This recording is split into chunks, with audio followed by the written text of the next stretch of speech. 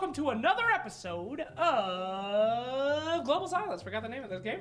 My name is Sir Action Slacks. The game is very simple. Here we have some wonderful contestants. The Fluff team. What's your team name over there? Powerpuffs. Powerpuffs. The Powerpuffs. Okay. And we have Team 2. What's your name, Trent? Team Mott. Team Mott. Beautiful.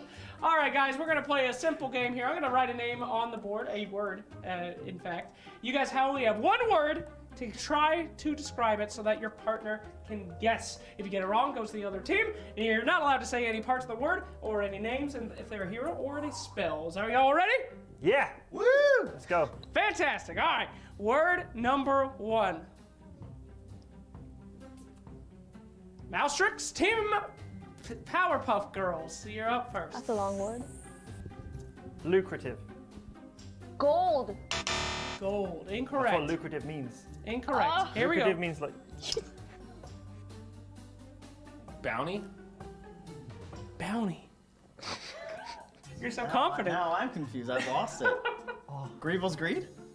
Incorrect. Back to you, Mousetrix. Gold. Lucrative. Alchemist. No.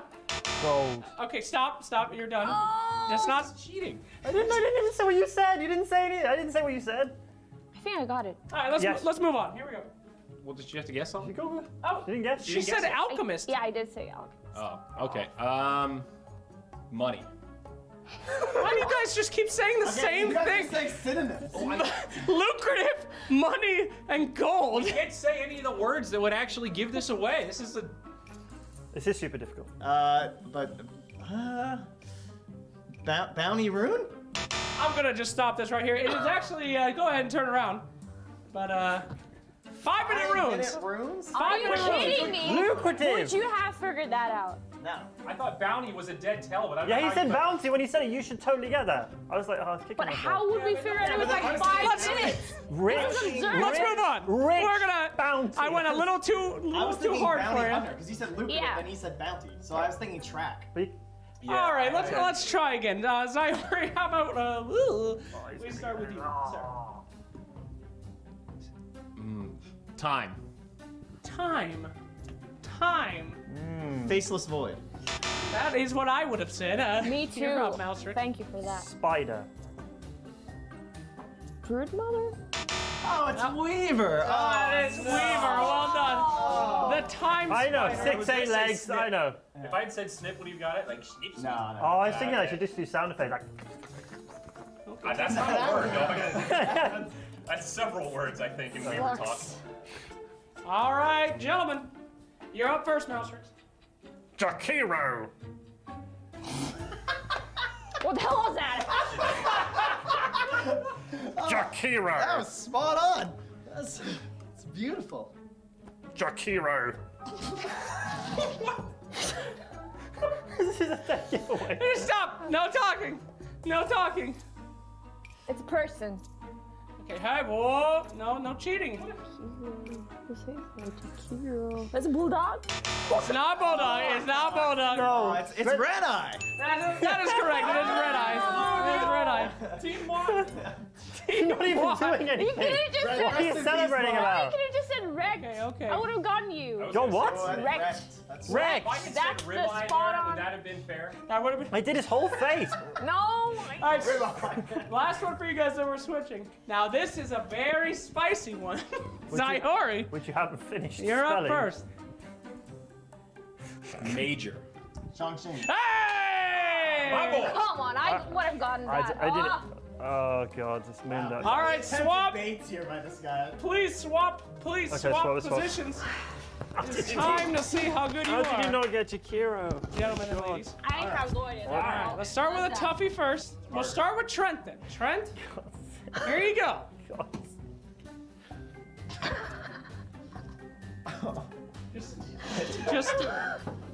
Just do it. Really? Just do it. It's for the victory. Balding. Oh, man. Slacks? That's correct. No way! No way, this is so rigged. This is not rigged. This is so It's rigged. not rigged. There's no other person balding apart from you. Ladies and gentlemen, the Okay. tiebreaker. If you Okay. can get this one, Please. you get it all. Are you all ready? It's a difficult one. Here we go. Okay? Come on, come on, come on. Come on, Ready. Slash. You can go on a tiebreaker. Team Powerpuffs. Okay. You got Here this? we go. Have you got this? Pinda Panda first. Russians. Russians. It's one word. That is the game. Gambit Esports. Gambit Esports. Incorrect. Orange. Orange. Virtus Pro. That is correct, ladies and gentlemen. Russian! They're not even... All right, ladies and gentlemen, thank you all for watching. It's been a wonderful time here for another episode of Global Science. We'll see you next time. Thank you very much. I'm done.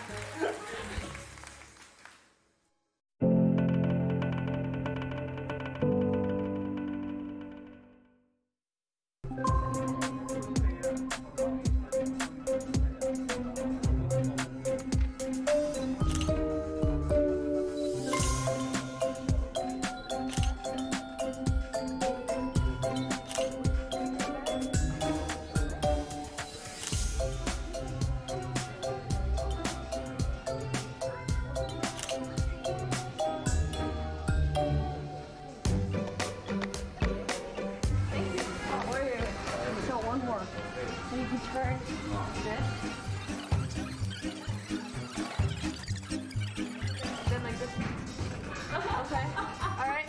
You got it right. Come on. You can do it. 3, 2, 1. Wow. You take off your glasses. Yeah. You take off your glasses. You go. Yeah. Oh yeah. Yeah. Whoa. Oh, yeah. Yeah. Yes. Do that. Come on. Yeah. 3, 2, 1.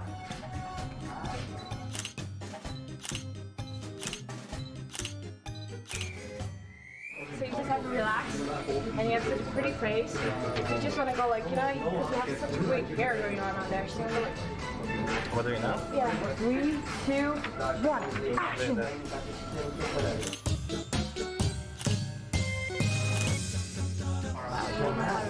No, I mean which play? This part's so simple, yes. Go like this.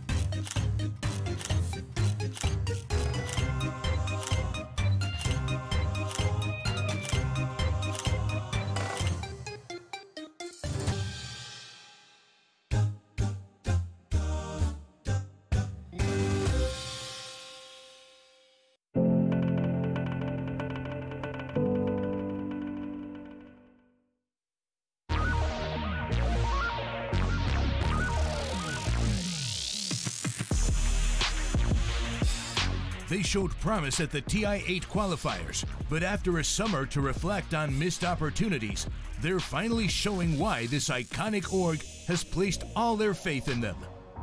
Coached by TI-3 winner Loda, this new generation finished third in the EU regionals and are desperate to leave their mark on the major. Out of the shadows and into the light, and making their debut on the DPC. Give it up for Alliance!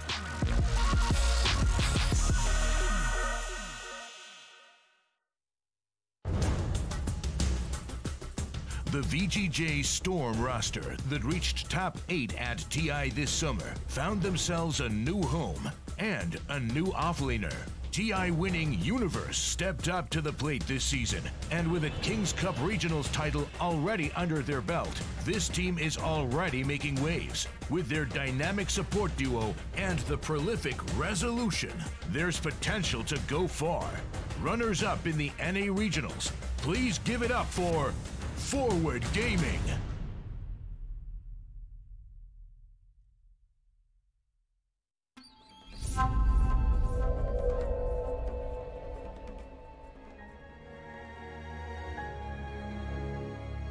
Welcome back to the Kuala Lumpur Major, day number 2, and our final series of the day in Group D is a big one for both teams because it means the winner will go to the upper bracket, loser goes into the best of 1 lower bracket. So they don't want to be down there and win 2 games, and that's all you need to do to avoid it. pretty simple task, but a difficult one ahead for both teams. It's two teams that will be, I guess, very competitive after their matches so far. Forward looked good earlier on. Alliance looked good at times. So in theory, gents, competitive match. Yeah, I think Nah, both for, teams. for me, No, I'm not getting the vibes. I was guys. so ready. I'm I was not- so ready to. I don't. I don't. You I got think this. it's going to be a 4-2-0. Pretty Really? quickly. See? Alliance is 2-1. They've won. Every series has been 2-1 for them, Yes, right? yes, yes. I think this time forward, right? They just rested it off. Alliance are like, man, we got this, and they're just going to get smacked around. No, okay. I feel like there might be some sort of bet that may be influencing. Absolutely Your not. I am attitude. not a gambler. I'm not Kenny Loggins, or I forget who did that song, but you know, Danger Zone? Is that Danger what- Zone. Yeah, Danger- yeah. I don't know. I think they match up really well, right? Forward versus Alliance, like both of them play very similarly, but I just think in like each box you check off, Forward just kind of outdoes them each time. and I think forward Not should by have beat much, though, MVP. surely. Not by much, no. Okay. No, but I think it's quite a bit. It might, We're talking about it a might top, be. You're top right. TIA team here, right? And Universe. And maybe an improvement in the offlane. Yep. Maybe. I think it is because, right, everyone said Universe is going to be this greedy guy. They're going to take Yeah. too much farm, but all of a sudden you are. He just plays this guy. He just runs around the map, and all of a sudden there's plenty of Yeah, it's room for pretty Universe to fun. farm. Yeah, I think that's an old thing left over from his EG days, Yeah. isn't it? The fact that they It is. played those three very farm intensive and No, because what I want to say is, if Alliance win this, like it's really impressive. It That's is. what Yeah. I'm gonna I say. agree. Yeah. If they win this, they have me. I got the Are you- get him Alliance. Are you Yeah, going to be ripping open the I shirt, might putting be. the We Alliance don't on? know what's Okay, under alright. here, Okay, but yeah. maybe you'll find out. Okay. If we're lucky. There's no chest here. I'll So tell you've you been that. very quiet in all of this. Yeah, they looked like they were ready to give some solid input. But now that I've established that's not the case, no, I'm just kidding.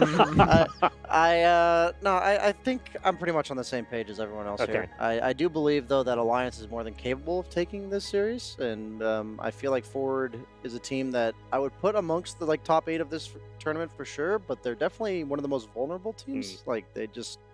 I guess they just haven't put on a clinic or anything like that. Like Sure. I'm not like, wow, that's like. I mean, really the good second play. game against Virtus Pro is impressive. Yeah, no, for sure. They don't look bad. They Yeah. just don't look like clean. Like Right. really, just like they got all their ducks in a Okay. row. I mean, Johan, you pointed out, both of you actually pointed out, head to head, they kind of match up badly in one way because Forward probably win each one, even if it's by a small amount.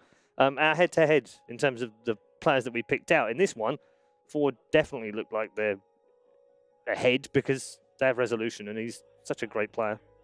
Yes.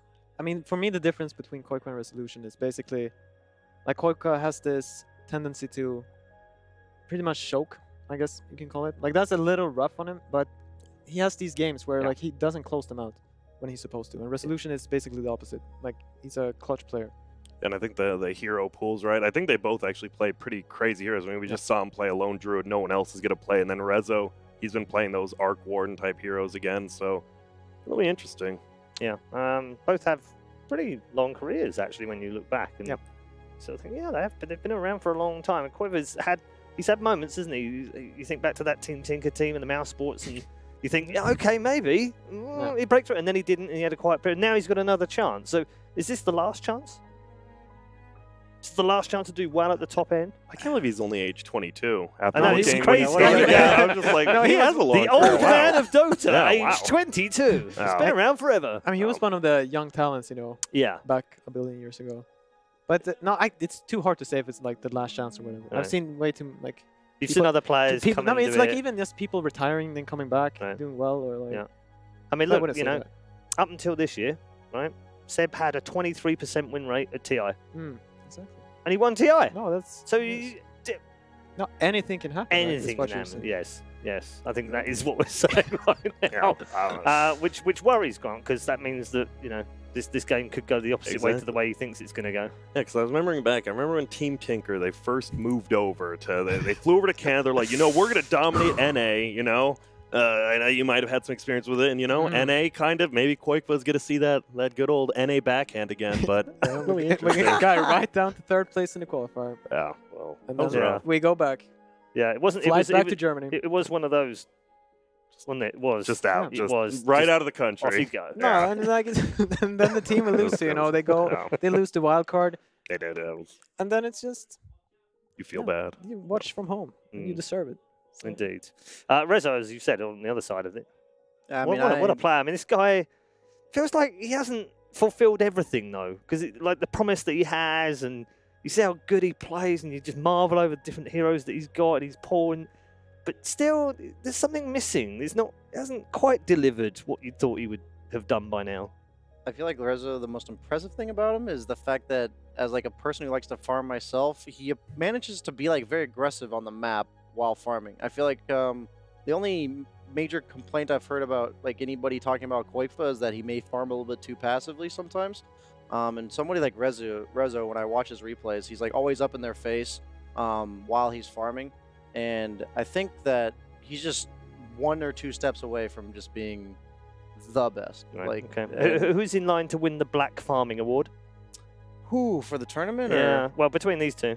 I mean, I definitely would go for Koikfa in that regard because Black plays AM. And he just AFK farms. He just is the Black Farming Award something negative? Or? Yeah, no, it doesn't sound like an award. I'm going to be with him here on the couch. It's an award. I never said it was a negative award. No, the way he talked about it. I felt this man's a farmer himself. Have you watched any of his games? He's literally a farmer as well. Best place to be able to pick the winner of the Black Farming Award. It's a personal You really taste. think Koikfa outfarms? I feel like I feel like Koikfa. When I answered the question, I felt like he meant like that's what I'm saying. Backtracking here, Kyle. Okay. I felt like he leans on the side of farming way more. Like even though Rezo plays like the Arc Wardens and stuff, like he will still try to be on the map like more aggressive. Like I feel like Koikfa, his main heroes are like Lone Druid, Alchemist, these type of brood mothers. And it's not to say that he's like not aggressive on the map. I just feel like if somebody's gonna be named the farmer of this game, it's gonna be. Koikfa. I mean, if you want to talk about Rezo, though, like I mean, I want to just pick up on that because some of the brood games that he's had, he's incredibly aggressive with the brood. He's shutting down mid, right, and then he's in their jungle and he's got spiders one side, he's the other. He's waiting Very for good them. brood player. Yeah. So he can be aggressive. Yeah, can't he? absolutely. I'm not trying to say that he's just like some bad like AFK farmer all the time. I just like Black. I think if I've ever heard like Black, he said it, not me. I can get away with it. Dom will forgive me eventually. I don't know if I'm there yet. Yeah, I feel like that's definitely that's the only complaint I've ever heard about Koikfa is what I'm saying. And I feel like that if everyone has their tendencies, like, and if he can get past that, like when he plays brood, it does look impressive for him to play aggressive on the map. And I think it's just important that he continues doing that. And for Alliance, like I think that's going to be a crucial part of this series too. I think like he's going to have to make plays for them to win. Okay. One other player I want to pick up with you, Johan, is because you kind of his universe. How's he fitted in so far? Because there's a lot of hype around him. We know he's a TI winner. We know he's a great player. On his day, he can be probably the best in the world at his position. How has he fitted into this team? I mean, we need to see more, but I think he should fit in pretty well.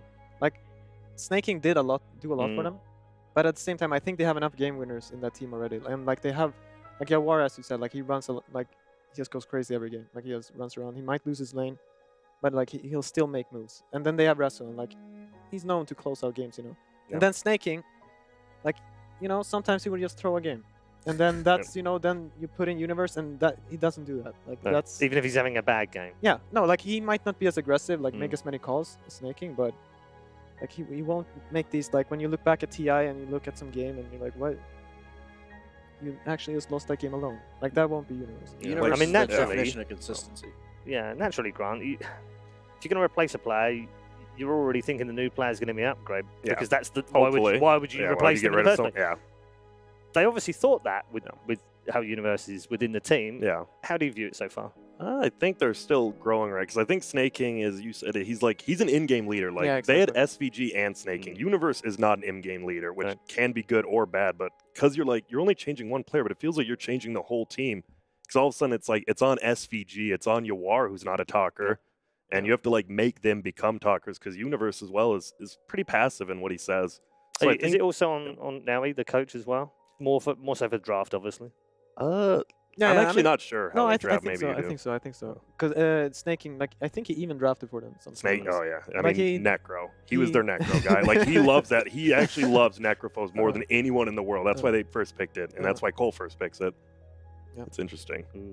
No, he puts a lot of input, and like in the way, like in-game leader or whatever. Like what it comes down to is that he's not afraid to force people to do what he wants in his own team. Right. And that's also an easy way to get kicked If you start People don't losing, like what if you just you're lose telling too, them to do. that's Yeah, it. no, but like he does, like he pushes the team forward. So yeah, there's strengths and weaknesses. Okay. I think they should work out. Brian, in terms of this alliance lineup, it seems quite stable.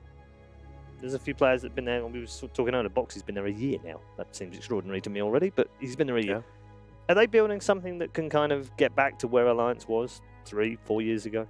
I feel like it's so hard to compare like 4 years ago. Very Dota. different at Dota, isn't it now? You know, they talk about like how much the skill has grown over the course of 3 to 4 years. I feel like this is a team that everyone just talks about these players like Mick A, for instance, just like these up-and-comers, these like guys with immense amount of potential.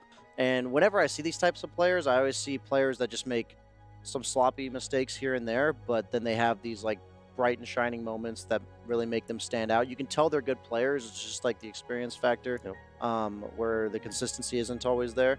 And so I feel like if they're able to do that, like as a unit, like I think it's something they all need to get better. Like a lot of them need to get better at. That's when these teams start getting scary. But it's a matter of like how long are they willing to stick it out? You know, how long does it take for them to get to that point? Because at the end of the day, I think you guys talked about it on panel earlier, where like it's not that like people aren't getting better, but they have to get better faster than the other teams are getting. Yeah. So that's the question. It's like I have no doubt teams like this will improve because they're going to stick it out. They scrim a ton, by the way. Like when we were in EU, they're like, yeah, play us like. You know, we'll see how long we'll play for. Maybe 4 hours. I'm like, oh, okay. Like they play all the time, and and when they're not scrimming, Boxy's out there on the ladder just absolutely. They're fiends. They're fiends for sure. So I have no doubt. I think for them, I think it's like the new patch. I think that's good. Like I think even if they do bad or good at this LAN, but like if you go into this new patch and you don't learn quick enough, I think that team might just crumble. I mean that's the thing. I think that's a fascinating thing to look forward to beyond this major. I'm really thrilled to see what happens in this major because it's kind of the end of the meta, right? It is. But I'm super excited to see which teams transfer into whatever the new meta might look like after 720, and which ones rise and which ones fall. Because I think some of the teams, maybe like Alliance, who've been together a bit longer and been in the same meta for a while and finally figured it out, maybe they do suffer. Because we've seen teams like OG, for instance, in the past, were always famous for they hit the ground running when there's a brand new meta. Yeah. Every time. I mean, even at TI, arguably, you could say it was slightly different from what it was the previous 2 months. But they've won majors on the back of that in the past because they're a fast-learning team. Fly particularly good at doing that as well. So you'd imagine EG will be quite strong after the patch. You know, who rises, who falls. Exactly. It's fascinating. And who knows, like, right? The patch comes as this major ends. So, I mean, teams are going to change anyways. And then there's a new patch, too. Like, it's going to be hectic. It's going to be mayhem. And the qualifier, you have a week, basically. A week, Yeah. A week. Literally. Here's the patch. Good luck. Oh. It's going to be very... I mean, it's tough right now when to release that patch, isn't it? It really is. I mean, when do you release it? When's a good time? I don't think there is a good time anymore, is there? Well, like when nobody knows what they're doing, teams are just going to stick to like what they know best in terms of heroes. And then it will slightly change. But there will be a team that will stumble across something that works. Exactly. I was going to say, it's literally people like tripping and falling to see like what ends up sticking. They're just throwing a bunch of stuff against the wall. And I feel like Alliance has some wonky heroes they like to play. And I think that if heroes like Lone Druid, for instance, become really popular next patch, that this could be a team that benefits heavily from those kind of heroes. We haven't mentioned yet, but the fact that they have Loda like teaching them, I think like having that experienced veteran will help a team like this a lot because I think the experience factor is their main thing, and going to this new patch like that may actually help them a lot. And channeling Ghost Bulldog as well. Exactly, yes. Because they did that in the last game and pulled out a Lone Druid and it worked. Final pick, and it worked. And it worked. Yeah, it worked. Axe first pick, no real surprise. Alliance have favoured this as well. Brood ban, which seems reasonable as well, just taking no risks. Forward, they're going to Undying. Yeah, I was going to say Undying, yeah. I think that's their counter. So do you just like Undying running at the Axe so he can't cut your way? But yeah, that's the plan. Gotcha. And then I remember last time, the one weakness I thought of their other pick was that they're concerned about PL here, because PL really hard counters Undying, you kill the Tombstone. So you want to make sure you factor in the PL hero with this next, like making sure it's not also countered. Because you just don't want to give them that sweet second pick when they have first. And they're also considering, Broodmother actually got banned. Okay, so we're not going to see the second pick Broodmother from Alliance. Oh, that makes sense with them dying too. Does 4 just not take PL themselves? That's the thing with the Axe first pick. You could just don't want to use it. Axe is already good versus PL, right? It's Axe not is good versus most heroes, though. Yeah, he's as good in the game too. Yeah, he really is. Okay, Wow. I like that, Okay. honestly. What? Really? That's another Yes. steal, because that's been a Ugh. staple Alliance hero. Early Monkey King picks, like Very we saw early. in the minor, did not go well for anyone who picked it early. Is that really resembling of actual like top tier Dota? I mean, though? Monkey King is just you just pick him blindly here. You really think it's Yeah. good? I mean, you already have Yes. one good matchup. Like, even if he's a support, Axe doesn't really do anything to you. The Phoenix pick, I think, is really strong. Earlier, I said I didn't want them to pick Monkey King because Phoenix was picked. It's just in the early laning stage, you rely on Jingu, like to man up on these heroes, and the Fire Spirits is incredibly annoying to deal with. So you also don't like naturally hit the egg. It's something that can make it so it's actually hard to fight in your ultimate. It's like a hero that ignores your ultimate, which is a nice part of Phoenix. It also disengages. There's like so much about Phoenix that's like really nice against Monkey Do you Mm-hmm. King. know what? I'm surprised we haven't seen more of. I was looking through some of the popular openers from the last couple of weeks. We've seen no Tree Phoenix opens. Yeah, In we're fact, we haven't seen Tree Just- at all, have we? On this we menu? haven't not. I mean, we at saw all. it. We saw it in the minor minor. finals. Yeah, that's what I'm saying in the minor. but yeah. not here at but all. like it's It was one too of the slow. top 6 opening picks. Yeah, I've never felt it that much because like the lanes are deceptively weak. They don't move around much. It's very Like you staged, should even have- even the combo is like. They don't give you damage. Yeah, Like exactly. you just lock people down. You don't Yeah. have damage though. Yeah. But I mean, it's still it's not huge bad, team fight, It's yeah. decent. Yeah, I think it was it's one of a the team top thing. 7. It was in the top 7 popular openings as pairs. What was number 1? CM Tiny. Makes sense. I mean, yeah, I know it's like That was I his know what next you say about test. that, but Yeah. yeah, I mean, we didn't see any Crystal Maiden at all yesterday, and today we've seen it a little bit more. yeah, It's been Alliance love that. quite effective, yeah, and it's been an Alliance pick. So. This is so Alliance. They noticed they banned the Shadow Shaman, and Ford then banned the TB because they've been picking Shadow Shaman to counter the TB, which is good. Alliance noticed that, Good homeworks. even though they lost with the Shadow Shaman twice, but Yeah, they they probably should have it won. does one look of good. those They maybe should have won both. Yeah. I think the Dazzle was honestly the problem, not the like Shadow Shaman not being good against TB. Them giving them Dazzle TB, I think was a mistake. Too strong. Yeah, like when they first run the Terrorblade, I think they either need to plan to pick something good against Dazzle or actually ban the Dazzle, because it just made it so they had to always focus the Dazzle and then the Terrorblade just killing everybody. Honestly, though, this is one of those games, right, where you do Phoenix offlane, right, and the Axis support, and you just yeah. lane against these two guys. Yeah, that makes the Monkey Because King. they actually just pick two. Like the entire idea is the Monkey King jump after the axe, and then Dang is just gonna keep chasing. That's what they want to do. This Monkey King makes like all the melee mids like not viable though. So that's like the one thing I like about Monkey King conceptually is he's kind of like Tiny in regards to like if you pick him early, he removes a decent amount of heroes from the pool of heroes you actually want to pick. And even if he ends up having like a little bit of a weird lane, you can always just put him mid, and he's never gonna like get owned. Like he'll always do decent. Lost a lot of time. I only see what to do. No, I was gonna say they Yeah, should pick Lina here, but they should exactly have what I was banned gonna TA. say. Yeah. This is almost certainly a 4 Lina in my opinion. You think so? If it gets countered, like they're reserving that notion, like you said, like of having them pick TA to just put it as a 4. You got Lena and Monkey King now, so you literally can just put anyone like Yeah. either of those two mid, depending on what they pick. It's Not true. You pretty can put a strange support. picks, but it works Yeah. out. Yeah, I good mean, it against kind the of egg. blocks what you were saying, doesn't it, about you can block the melee, but they've still got range if Now they you get got Lina. Lina, Yeah. Yeah. This is like your goal with absolute last pick is putting the other team, like you want to put the heroes they're picking into a vacuum of stuff that it just limits their pool, Right. and then you can have that like perfect last pick. But the issue here is surely they can just put a TA in here, can't they? Yeah, I mean the TA is an issue for sure, but that's something where Forward Gaming will have that absolute last pick to respond, and I think Monkey King does decent against TA. Is it not good? It's like versus someone who's really good at TA. It's not that fun. Okay. I think it's like a player matchup thing. I think at that point. Weaver also very good against Monkey King. Yeah. Oh, Return of the Yeah. Ogre. Yeah, this team they play ogre. That's gonna be the that was- offlane ogre, right? Wait, Ooh. Offlane ogre, I think. I Yeah. believe I've seen Universe play. I Yeah, haven't seen him play it much, but he has played Ogre it a few Lina times. has been Yeah, a it's lane that really people good. pick with the Yeah, core Ogre. I was going to say Ogre Lina was also in the top 5 most picked openers alongside Ogre Weaver, which was the other one as well. We just haven't seen any Ogre this tournament so far. It's only been Forward Gaming. They Yeah. picked it 2 games. Yeah, I saw an NIP pick it once, I think. Oh, that's Yeah. But it was prevalent, wasn't it? In the it was, minor? yeah, it was like a and first prevalent pick in before. Hamburg as well. Yeah, it's just a easy to execute kind of hero. I honestly feel No way. yeah. Don't say that. Hey, I hey. press at least one button every minute. I mean, It's mechanically challenging for an old man. You gotta have the map awareness to know where your cores are, so you can go buff them with your bloodlust. The funny, I'm surprised Ford wants to pick Ogre. Like in 2 of the games they played versus VP, if the Ogre multicasted like 1 time, 60%, he had 2 times to multicast. It would have killed the TB. He didn't get it once. I can't do the math, but it's like 120% that he would have got the multicast. Yeah, 60 plus 60. It checks out. We get into the realms of EU maths again, Yeah. and we don't want to go down there. Trust me, Bulldog's got EU maths. He went back to the drawing board after that one. He's like, 120 is more than 100. Oh God, I can't do this. Yeah, that's why he has 2 heads instead of 1. Smart guy.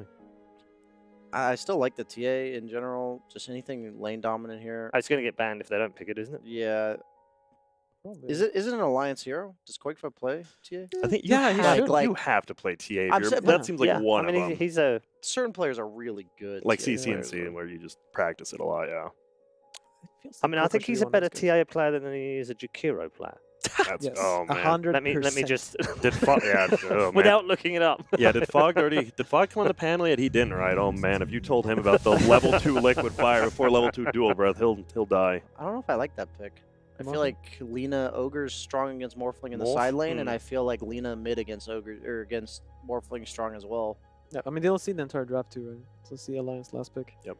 Then they'll decide something.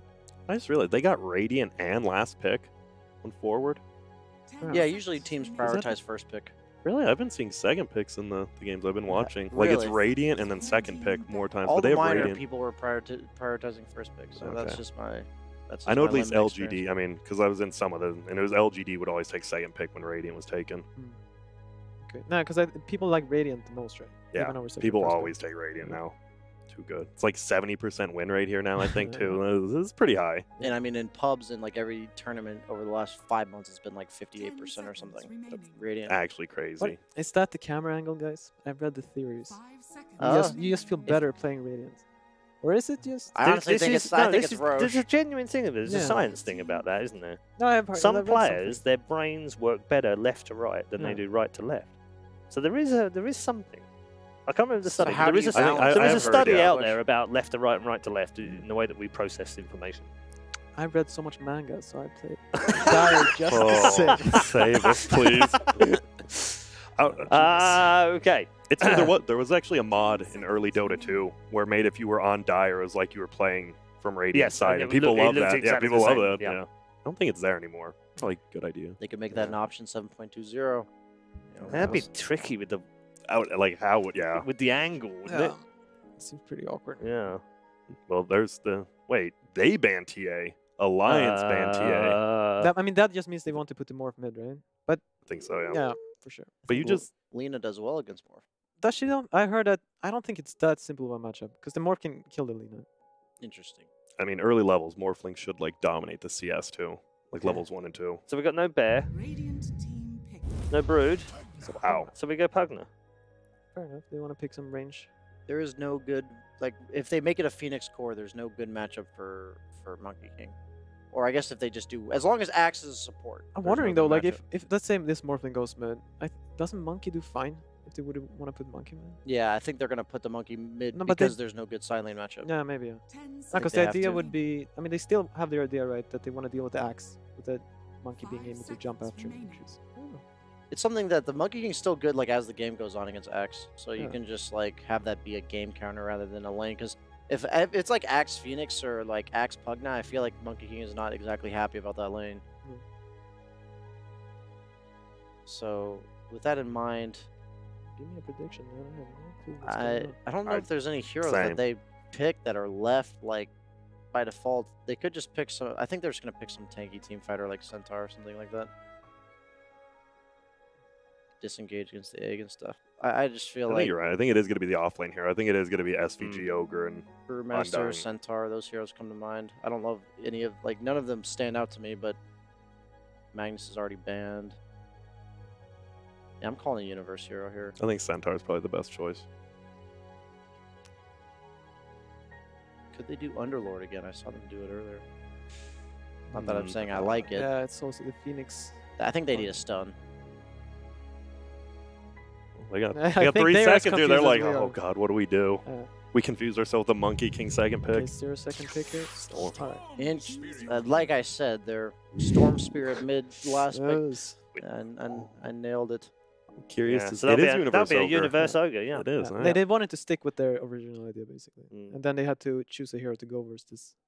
No, maybe Koi Koi's mid. Let's find out. They actually have Yeah. no stuns other than the axe, Nope. and the axe is a support. So Oh, yeah, so they put it. that actually gives the Storm like a pretty free game in regards to being able to maneuver as long as he has mana. A Yawar Storm. Interesting. And because the only lockdown is axe, like you said, and it is going to be a support axe. He's not going to get blinked the quickest at all this game. He will This have is gonna be 20 good. minutes to do whatever he wants on Storm, and if that amount of time, I feel like that hero can take over the map. It's just a matter of how, like, the first 5 minutes goes. Hello? Okay. All right. MSS is going on the lean up. Rezo on the Monkey King. Right. Yeah, they've been doing Rezo and Monkey King. So it's funny because I heard Yawar was playing in pubs a ton, and suddenly they're putting on Rezo every game. So Yep. it's very interesting. I feel like they have multiple Monkey King players. I'm calling this one for forward gaming. Are you? It's very direct of you. Same. I think their side lanes are just way better than Alliance's. Like middle, who knows? Maybe Koikva just schools you are, but I think the 2 side lanes winning will be enough for forward. Okay. So 2 of you are on forward already. But I it's feel that like- stun thing, right? Yeah, No, just no. stuns. Stuns are so like you get stuns in a lane. Like an ogre lean a lane is not going to lose a lane unless you somehow just play like absolute trash. Like you will not lose that lane. I Okay. think alliances, if they do Pugna mid and like Morphling side lane, I'm not a huge fan of like that orientation of lanes. So I'll go for forward gaming as well. All right, good stuff. Let's send it over to our commentary team then for game 1 of our final series in Group D. Thank you very much, Red. Yes, I'm Pixel here with Fog, ready to take you through this series. Alliance up against Forward Gaming. And against some interesting drafts, we do have Alliance sort of having this lineup, not having, as sort of the panel mentioned, a lot of lockdown. Yeah. A lot of it is on the axe, on the support Tiger axe, Yeah. to make the big plays happen. And over on the side of Forward, we are getting that lane. We would imagine them laning together. Universe and MSS on the Ogre Magi core, the support Lina. So we'll see how much sort of success they do have with that, and how they want to put the lanes together. Who's going to be sent mid on Alliance's half? I think this is really smart. So just like Put the Pano was morph saying, mid, put yeah. the morph mid, because eating the pressure from the Lina plus the Ogre can be a bit too much. We actually got to see the Lina Ogre a lot at the yeah, at the some minor, of the Tigers were doing it. and they lost. They lost to that gyrocopter super hard both of the games that they did run it. I thought that the lane was going to do really well both of the times, so I'm looking forward to see if Forward can actually run that lane in the way that I thought it was going to do and just get those like setup stuns always. I think both the games that we saw when Tigers ran it, the Lina wasn't able to get the light strikes arrays too confidently. And I gotta check something. I actually wanted to see. I'm looking at heroes because has Storm's been losing a lot of games here, right? It's lost the majority. It can't be crazy. Yeah, I gotta take a look at the. it feels like we've seen we've seen a few underwhelming Storm games. That is for sure. Over the couple of days that we have had so far here at the major. Yeah, I'm trying to see the actual numbers on it for the overall tournament. Let's take a look. The battle begins. Overall, though, I think the scary thing is, of course, like they said, Alliance only has the axe really as the disable for the team fight. In the mid game, it is pretty decent at defending the egg, and I think it's going to be a lot out for Alliance how well he's going to be able to do. All right, they have this lane switching right now. So forward, they're sending the Monkey King versus the Morphling. So it's an okay matchup. I actually saw like CC&C kill the Morphling in this matchup earlier as Monkey King. But I think a specialist Morphling should win this matchup. You just have better animation, higher damage, and crazy armor, so you can trade the right clicks a lot. Interested to see how well Resolution can do up against Mickey. Mickey's been having a good couple of games today. See how he handles himself in the middle lane, as opposed to the usual side lanes we've seen him. Yeah, for the most part. So yeah, they only have the one disable on the side of Alliance, right, with that axe. But the one scary thing for me for Forward is their egg hitting isn't the most absolute greatest. It's like the Lina support is the Lina's the one who wants to usually kill the egg, and he's support. So it's going to be a little bit tougher. Sure, once they get BKBs, it can be a bit easier, and they at least have like Bloodlust, but can definitely be a bit of a factor that could come into play here. Max actually has the pull available up top. That's kind of surprising that they didn't try to block it on the side of forward. So free pull is going to be happening for Alliance up there. See if they can manage to maybe do something about that for future pulls. It's a side lane Storm too. I mean, we've seen this a couple of times. It doesn't always have the best success. Can get pressured quite a lot here, but he doesn't have Undying kind of helping him out in the lane for now. Yeah, SVG's certainly got to do a lot of help though, 'cause this lane is it's not a fun one to lane against. No, and Pugna and Phoenix.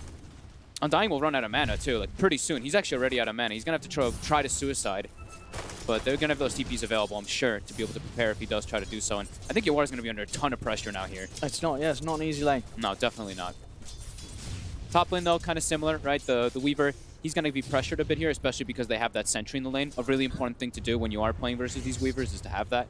And then we see the suicide, of course. But Koikfa still had the touch on him. So... Wait, what? He gets the first blood gold. He doesn't get the experience, but... I don't understand that too sometimes. So why did he get the first blood gold? He must have hit him like within a serious period of time. timer? Yeah. Alright. Oh well, I mean, Koikfa's happy with that one. I mean, that's a full no talisman. And the recipe for the second one, which will already, when we said, you know, Yawar's going to have a tough time, it's going to get increasingly more difficult. But now SVG is at least back in the lane, has the mana, and Insania is actually dropping incredibly low down bottom. He gets hit by the decay. If he gets vision for the soul rip, he could just die here. Insania's going to have to dive away. There we go. He's just dead. He didn't dive. I don't think he expected the damage to be enough, but you're right. You know, if you consider the fact that Undying was level 2, you knew that that was going to be coming in. Whoa, Taiga gets like 3 spins up top on Universe. One more hit. He's got him. They trade though. MSS gets the kill before Universe does die, so. Alright, it's kicking off in this game on the side lanes. Alrighty. How's mid? Mid's dead even. Yeah. Alright. But yeah, I do think Yawar is going to be under a lot of pressure here, since I mean, Koikfa got that boost to gold. That's very problematic. SVG, he does have the pull open too, so we see both of those safe lanes do have their pulls available. But yeah, gonna see how this Storm is gonna catch up. Storm also in this game, you know, they're mentioning how there's not really that many disables, but playing a Storm versus Pugna can be pretty obnoxious. Sure, yeah, it's also, yeah, you sort of look at the fact that the Storm is going to be able to freely move about, but then you've also got to consider the fact that who is the Storm sort of getting on top of and killing. Yeah. There's a lot of escape. Miku? He's fine. Pops the early fairy fire just in case. Yeah, I was a little spooked by resolution going from there. But I think now... He's gonna get the Jingu. Yeah, it's going to be the Rezo is going to be sort of constantly at full health in this mid lane. And Mickey should be able to play it safe enough so he doesn't feed in the 1v1. Yeah, he just secured the range troop as well with an adaptive, but he actually goes to base. He doesn't know that the regen's top. Oh, he didn't check. They don't have any vision or anything no, around they the room don't see spots. it. Oh, poor Mickey. So Rezo will pull ahead in that mid lane. Oh, for sure, yeah. He's going to get good timing on the Aquila and phase boots, and at that point, yeah, Mickey has to be very careful. I actually like that he went for this like raindrop as well on the Monkey King. So it's like you eat the adaptive strike, so you can actually keep your sustain.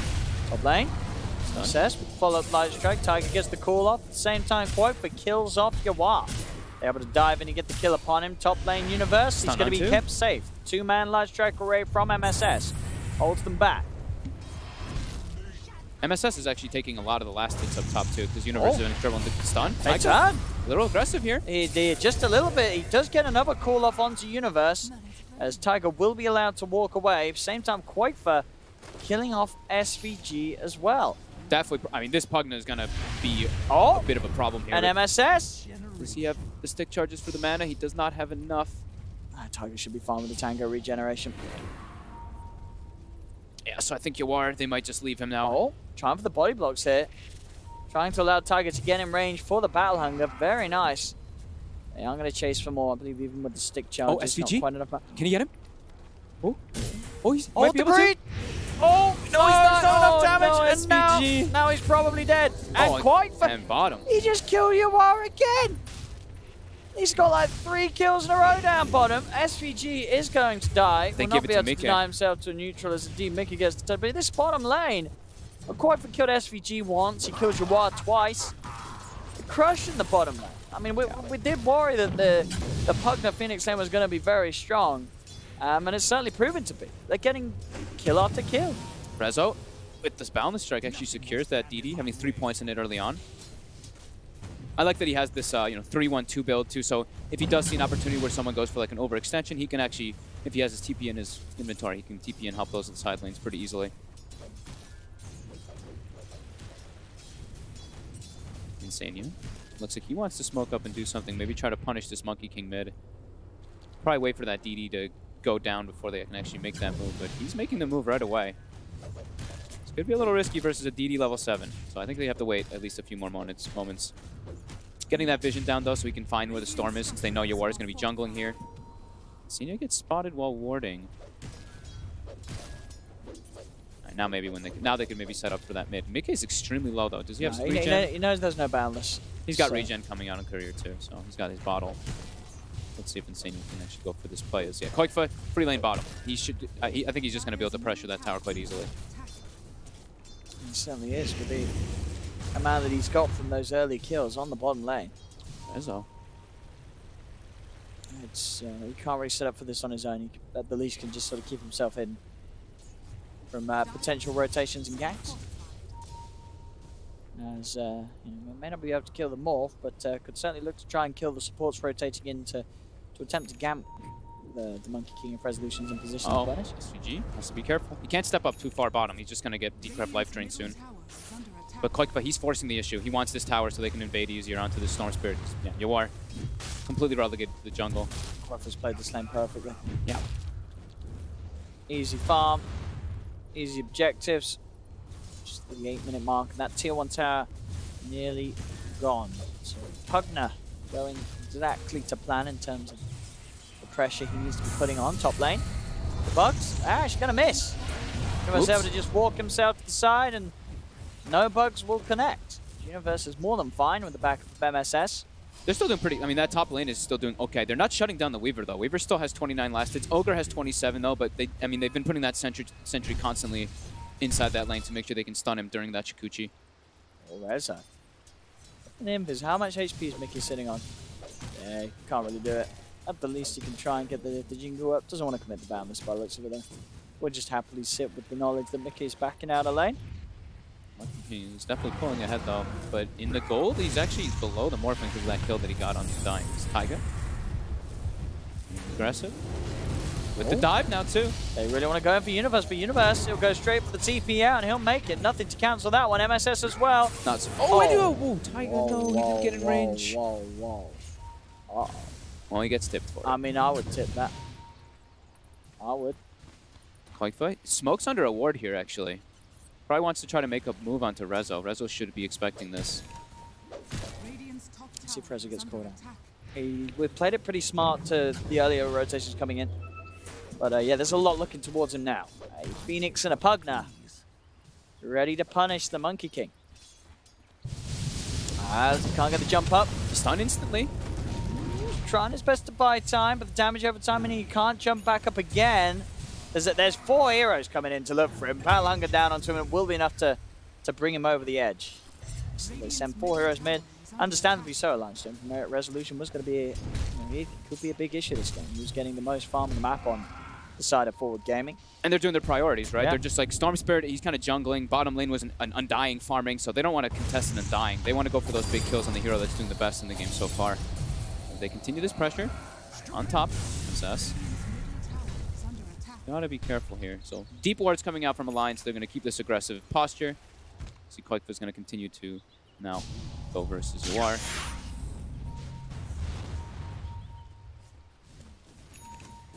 It's going to be one of those slow games for Yawar. He's going to have to pick up the pace, whilst hopefully for him the team elsewhere makes space as he's sitting very low down on net worth. Alliance just as a whole, their 3 cores looking very good. Nikke and Koikfa sitting comfortably at the top. Yeah, Boxy's a little bit kind of a trade though. I think they're making it so he's playing more of like a 3.5, and their Axe is also playing a 3.5. You see Taiga, he's playing extremely greedy on the Axe, which I really like actually.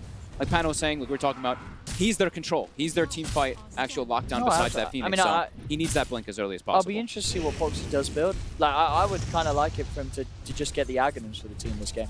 But I do wonder if he does try and build the right click, sort of, you know, it's still the sort of carry build being that position 3 rather than just getting the Ags. I think just getting some stats early on is good. Like this treads into Wraith Band, and just being able to tank up a little bit will be nice so he doesn't just get like Lagooned from a support. But I think the priority is really get Axe Blink Dagger, and then Weaver can try to farm and dictate what items he really wants to go for. Mid, they try to cut Rezo's tree with the dive, but so quick to react. But mid tower, Koikfa makes the move. He wants to take out all these tier 1 so they can keep playing aggressive and so that they can boost Taiga to get that Blink Dagger. Because then they have a true playmaker on the map. Right now, the playmaking on Alliance is a little tough. He's TP'd in. He wants to try and put them off the push. They'll look towards Koikfa. Light Strike Array from MSS will not connect. See Mikke take down the Tombstone, and he's got one of his own out as well, creating the space that Alliance need to finish off the tier 1 tower. They're trying to kill it themselves. He's going to soul rip it. That's cute. 3k lead at the moment for Alliance. Taken 2 tier 1 towers already. And making the moves with Koikfa. And it's Taiga to continue. Like, they don't, like we said, they're playmaking on Alliance. It's a little weird because you don't see like these natural roamers or natural heroes that can set up these ganks. They've had the Phoenix kind of doing that pseudo. But now, yeah, prioritizing this Axe's farm. He's going to have Blink at a very good timing for a support Axe. Really is. This is some smooth timing from Taiga. It's a smart adaptation in the game. They're just like, yeah, this is what we need. Weaver, you're going to have to be a little sacrificed for the time being. As 5 heroes collapsing toward top 4. They want to be getting a tower of their own. It's down to 400 HP. Will Boxy get caught up by here? That was hot. Pause. Mikke is farming incredibly well, though. We were saying how Rezo was doing great in that mid lane, but Morphling, see what Morphling does. Gets that Morbid Mask. He got that 1 kill, of course, on the Undying Tune. Just goes to jungle. Can farm at a much faster pace as the Monkey King. I look at Rezo's items this game that he's queued up, and what's he got? I think it's a bit slow for the way that the Storm Spirits game has started. Battle Fury. He had Echo Saber queued, and I think I like that a lot better. Yeah, I mean, Echo Saber feels appealing sort of against the Egg, and obviously for the obvious reasons of getting the Jingo up nice and easily against the Axe, but the Battle Fury. And especially because like their Storm Spirit, he's not going to be the playmaker for this team. He's completely shut down. No, so it's going to take you a while to be online. Yeah. I'm not sure. He might change it back. He might change it back.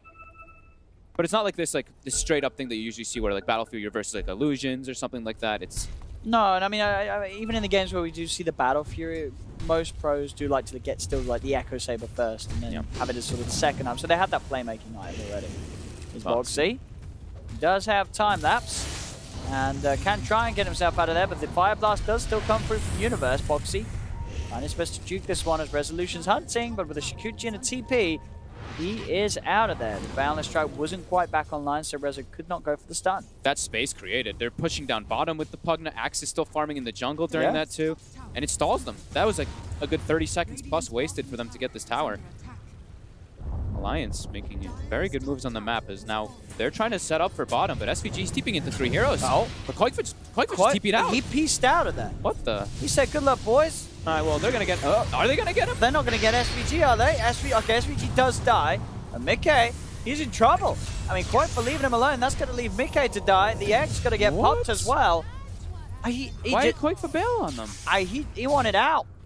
And he got out, but it cost them 2 lives of his teammates. Extremely cool. Like, if he was there, they kill that Undying way faster. Maybe he was... I don't know. It might have been... had to have been miscommunication or something. He's just completely pieced. Did he still had mana, didn't he? Yeah, he did. He wasn't out of mana. He was not out of mana. Interesting. Mistake there. Gives forward some space on the map to breathe. As Yawar continues to try to farm up and catch back up in this game. And we're good to see the replay again, see exactly how it went down. Yeah, he was out of mana. He was out of mana. All right. Okay. He was out of mana. I thought he had a little bit. Okay. I mean, he did literally have a little bit, but a very little bit. Okay. So then miscommunication from the other two. Sure. They should be. Mickey should be. He should be out of there rather than waveforming in. That was scary. I was just like, what the heck? Get out. I mean, they're still holding on to the lead, of course. Alliance 3k advantage. Yep. Take some more towers that'll be even further ahead if they can keep this pressure going. Because I mean, as the time goes on, Yawar is recovering. Now just behind Rezo up top. They get themselves a big one. They find Koikfa, the man who was leading the charge of the game, and that is it. They're closing the gap. The Lions have to be careful. Forward Gaming. They are recovering with the Storm. And Rezo, of course, getting active now. Yeah, they've gotten 3 huge kills in the last few moments. Now it's Taiga with that Blink Dagger. So See what he can set up for here. And Rezo, I mean, he has committed for the Battle Fury, so. Yes. We were saying so. It's going to be some Battle Fury Monkey King action. I mean, don't get us wrong, it's a fantastic item. It's just an interesting way to see him approach the game. You what? He's battle hungered. He's dead. Oh, he is. Should have gone strength treads. I don't know if that would have saved him. Probably dead. He probably was dead anyway. They committed the egg there just for that extra damage. It looked like I thought he actually had the dunk too. It looked like he was below kill threshold, but maybe holding on to it just a little bit too long. Yeah. Tiger. Now we see Boxy. He's starting to get some farm up. Oh, Rezo sees Boxy low on mana, but Boxy does have the one charges. So he's got enough mana to pop a Chikuchi out. And yeah, Rezo's Battle Fury is about 600 gold away. He's going to have it a pretty fast time. I mean, he's going to have it a fast time, and he's having it in a game where he is already at the top of the net worth, so he's going to be able to sort of create that distance. Yeah, like, getting you himself... can imagine Rezo to get very farm this game. Yeah, getting himself that kill. Oh, here we go. They might be able to get this with Where's Universe. the Fire Blast? Oh! Oh! Oh no. Boxy's going to easily get his way out of that one. A bit of a whiff play there from Forward Gaming as they failed to trap the Weaver. As bottom lane, quite fast. They keep on pushing in. And this tier 2 tower is as good as gone. A fortification will come out to protect it from one blast. And no real intentions from Forward to head forward on this one. So Quakefire just continuing to eat up the map. Get a lot of gold picked up, and Mickey. Doesn't connect with the stun, but Tiger's there. Yeah, it's got the wraparound, it's got the lockdown with the call, and they get the kill onto MSS. Courier as well gets dunked down by the axe before he came in for that play. That's a Courier gone. So already now it just jumps up to 6k lead. Yeah, just I mean, some small plays coming out when Forward they try to set up for this Weaver and miss those kills. It's very costly, and Boxy still has not decided what item he's going for. Okay. He still has not put anything in this quick buy. He hasn't like anything. I mean, I feel like he. I mean, is there the temptation to just get the Ags on the Weaver, or you don't think so if you're Boxy this game? He's queued up the defusal. Okay. I think he wants to be a bit scaling, just because they have like they have Morphling who's fantastic, but if he gets this quick defusal, then he can also set up for these kills by himself, and it's a support Lina. If he finds a support Lina with a defusal, it's a super squishy hero. And MSS, although he was getting some like good last hits in the top lane, his net worth is not really reflecting that, because he's missed several kills. Rezo, gonna go for that super carry. I think that's probably the idea that he's going for, because Rezo a lot of this times on this team, right? He's the one that gets the greedy approach and just wants to be that hyper carry, especially if your war starts to get slowed down. It's gonna be a very early Blink Blade Mail. I mean, Taiga, 3-0-2 on this. I mean, we'll call it a support axe, but he's kind of the 3 in this game. So I mean, what would you say are going to be Resolution's items this game after the Battlefield? Does he still get the Echo Saber?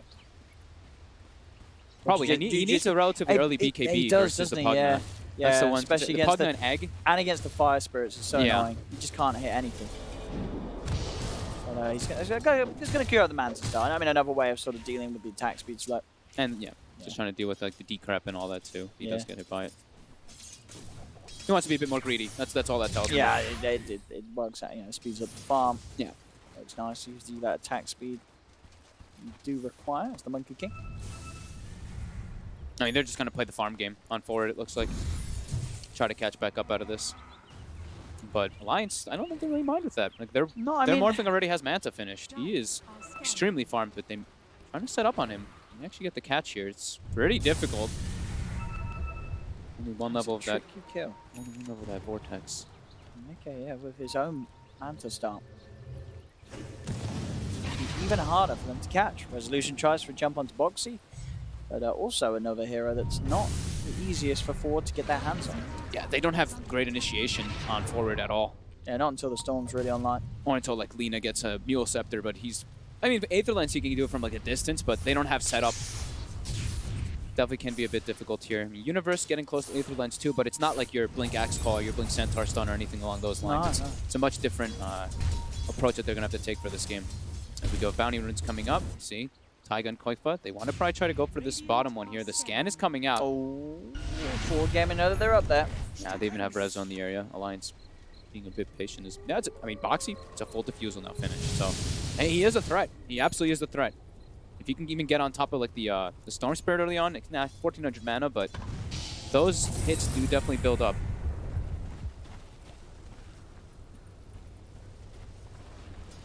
still, it really is just such a net worth lead for Alliance at this 20-minute mark. And a very sort of slow-paced game as well, only 5 to 10. And it's slowing down even more. Yeah. Look at the way that Forward's been playing. They're just like kind of farming. Even MSS is farming the mid lane. Ogre was farming top. They're all split up. But now they are setting up here down bottom. Maybe gonna try to bait someone. Taiga does have the blade mail though. So a lot more damage gonna be coming out of the sacks. Resolution again just playing as to not be caught out by a blink call. Taiga gets a D ward there too quickly. Rezo be able to find the jump. Now they know this monkey can down there too. Forward.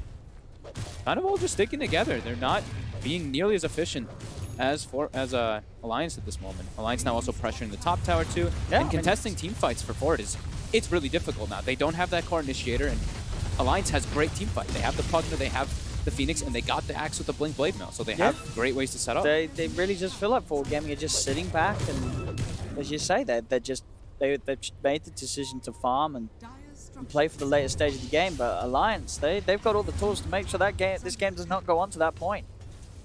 And they don't even mind too much going to late game. I mean, sure, if Storm Spirit gets huge, it can be a bit of a problem, but they have a Morphling on their team. They have a Weaver who's farming too. They kind of have a quad core with how well that Taiga was doing in this early game. A lot of things looking up for Alliance at the moment in this game. MSS accepts his death. You're bound to get picked off when you're running around like this as Forward, when you're all just, everyone's farming your own lane. Look at down bottom. Taiga is already in position to try and find a cat. Oh, that was the courier! Well, kind of gives it up. Will still make the jump onto you. Does not have enough damage.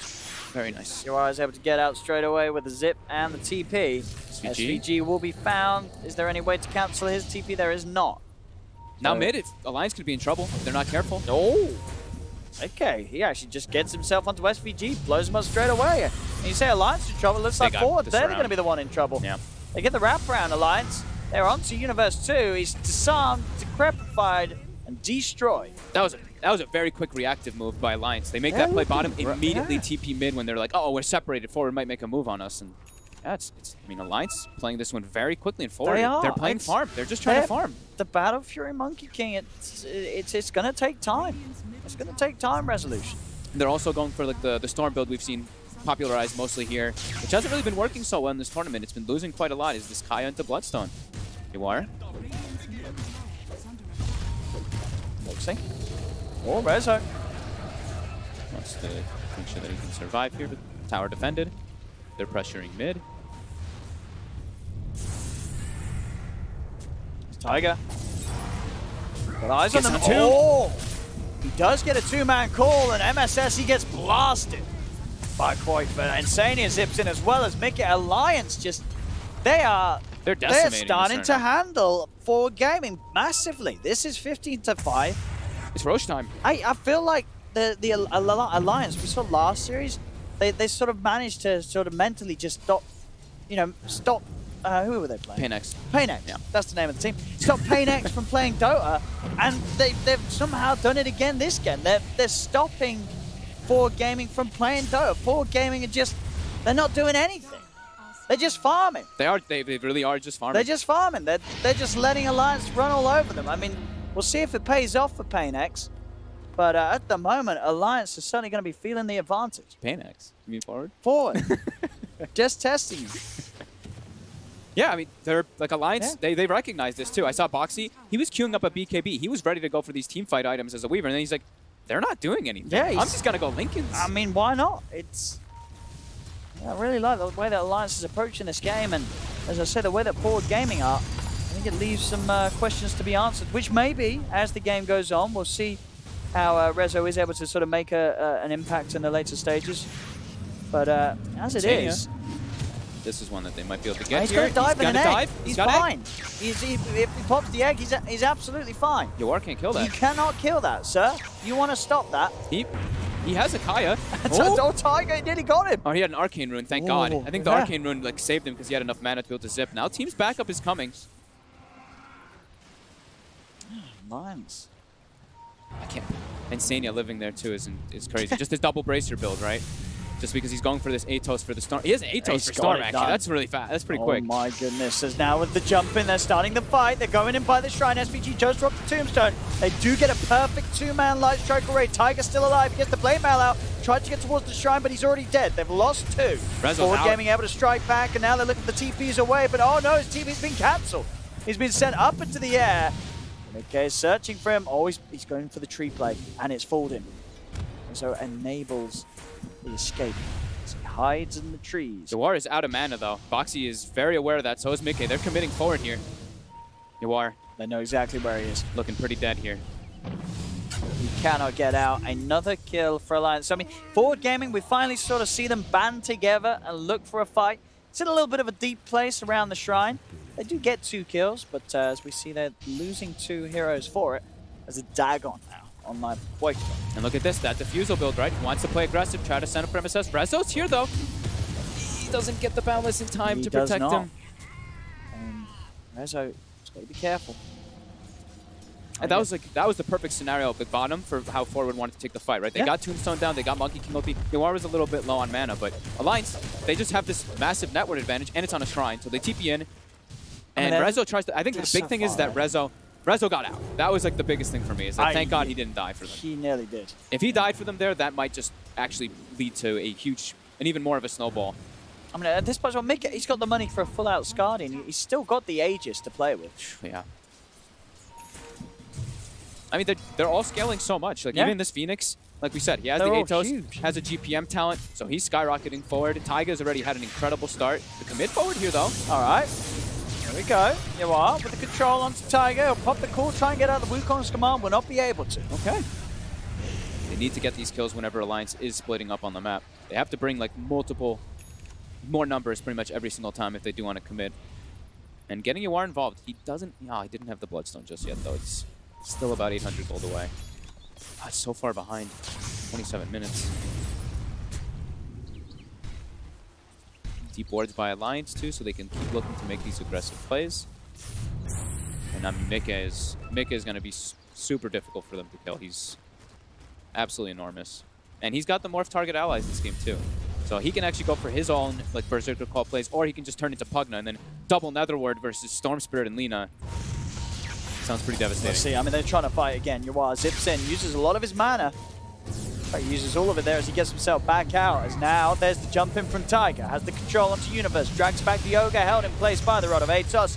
Mika gets the kill. They also find themselves MSS. Attempts for the TP out. The damage is too much from boxing. They've still got 50 seconds on this Aegis, too. This game just looks so hard for Forward Gaming to play from this standpoint now. Let's see if he does turn into Pugna. He can even blast tower, and he does. Netherward is going to go down. Double blasts on the tower. Is dirty. Quick fortification of the creeps. Some more blasts. Safe from Zip.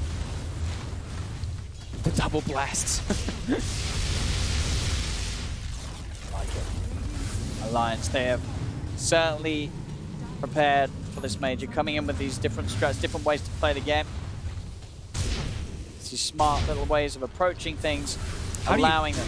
How do you take a fight like, as Forward? Unless you get like this guy as the Aegis is timing down. I don't think you do. This game is looking so hard for Forward now at this point. MSS1 walks up, pokes it once, but like we said, it's a support Lina. Killing the egg is a much more difficult option when it's that case, and they claim the Rex. I mean, scot-free. Just so much weight on Resolution. He is like the only core, like the only hero in the game really that can be scary. He does have the BKB. He's got to carry so hard. Like we said, he went for this greedy build, so at least now he has the BKB. Like he's got items. I mean, he's farmed. You know, that's the thing with this Battle Fury build. He absolutely is farmed. Wasn't able to do as much early on, which you could maybe argue has allowed Alliance to sort of get away with as much early game, mid-game pressure as they have done. But for sure, now at this point, they are a set of Rex down in the middle lane, but Rezo does have farm. But no one else really does on the side of Forward Gaming. So everything on this Monkey King for the Forward Gaming lineup, they've got to try and enable Resolution in these fights and make sure he can be this, you know, sort of worth his weight in gold. Second highest on the net worth, but we're still sort of yet to feel it in these fights. As just as a team, Alliance are much more well-rounded at this stage of the game. And how do they fight into an egg and double Netherward? Like, when that goes down, sure, if they get, like, the perfect Monkey King ulti, that would be great. But the rest of the heroes, they'll kill themselves on this Nether Ward and that egg.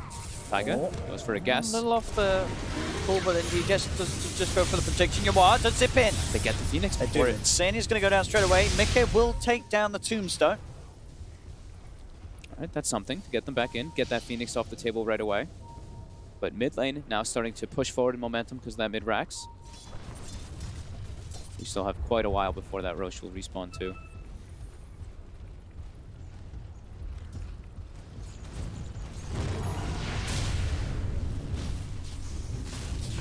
Foxy's already level 22 on the Weaver at XP talent.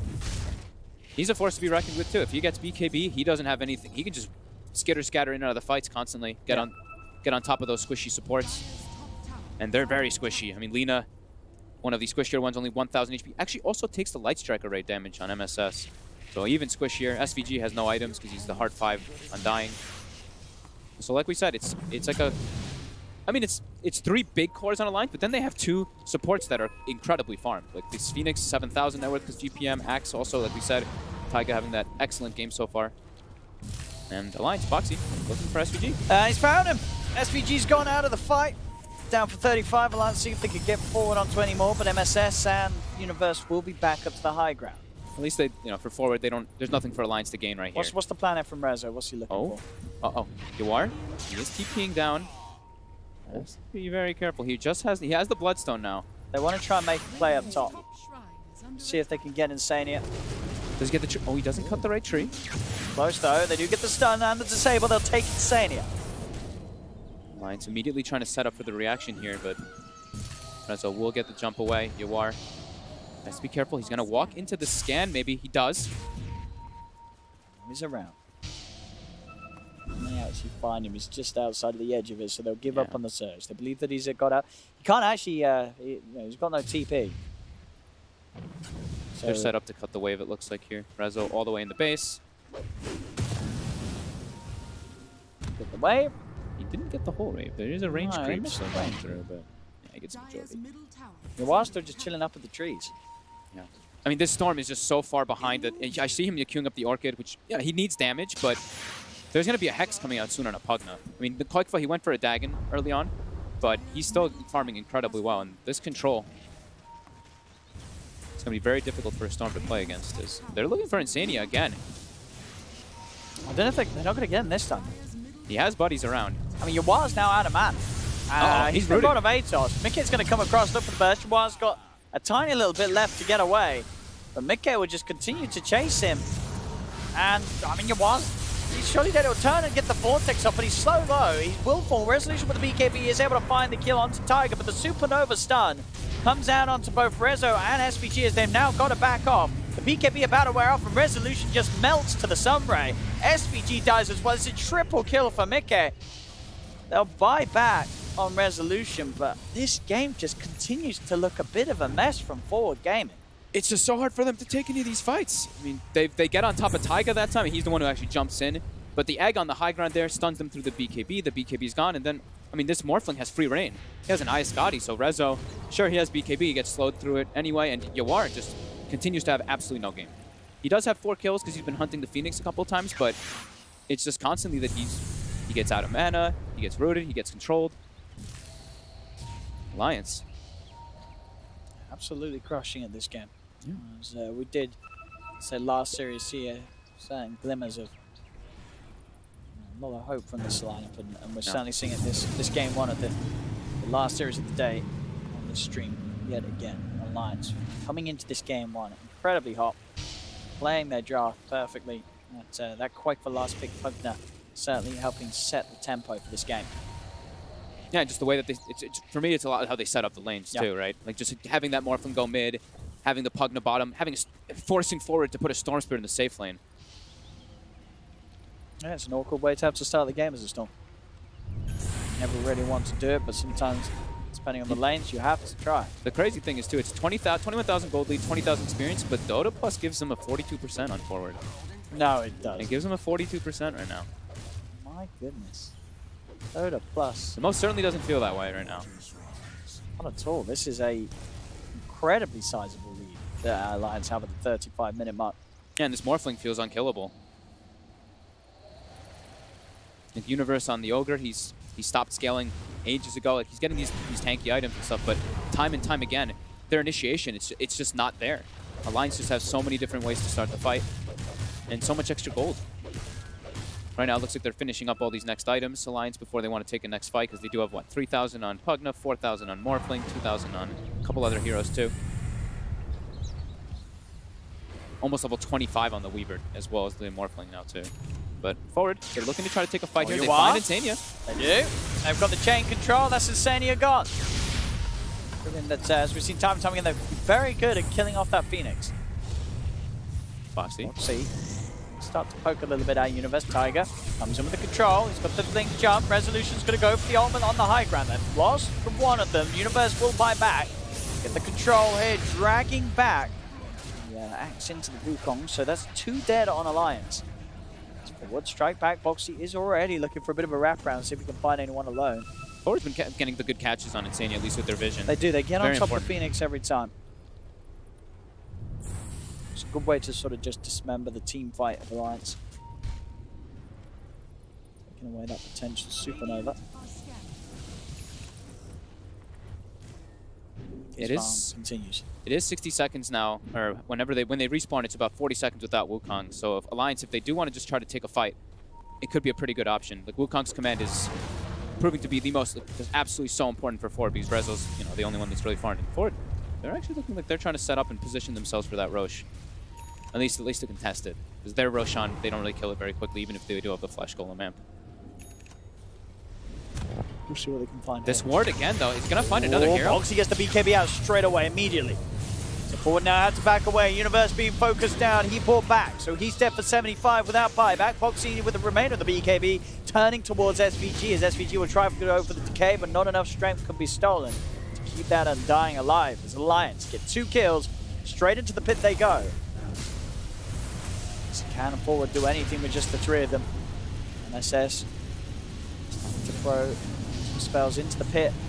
Boxy and Tiger more than happy to search outside and find anyone that dares come close. Resolution, he's trying to get in, but he gets called. The blade mail as well. He's killing himself off. Rezo, can he survive? No, the Supernova Stone comes out. The Diaget Roshan Yawar did snatch the Aegis though. He got the Aegis, but everybody on his team is dead. The instant Hex is there from Koikfa, who picked it up. And that's 5 dead on Forward. Mickey, godlike. And Alliance immediately looking for the push down mid. Resolution. He got called. He didn't get the Wukongs. We saw how important it really is for him, and he just gets completely comboed down. They just have so much extra gold on Alliance. Resolution's dead for 90 seconds. His buyback's still on cooldown. As Alliance, in this game 1, fantastic draft and a perfect execution, as it really were. As 30k gold lead. I mean, they just laned it perfectly. Yep. Sort of the toughest lane, as we would consider, was the one for Mickey in the mid lane, but he played it chill. He didn't feed too much at all.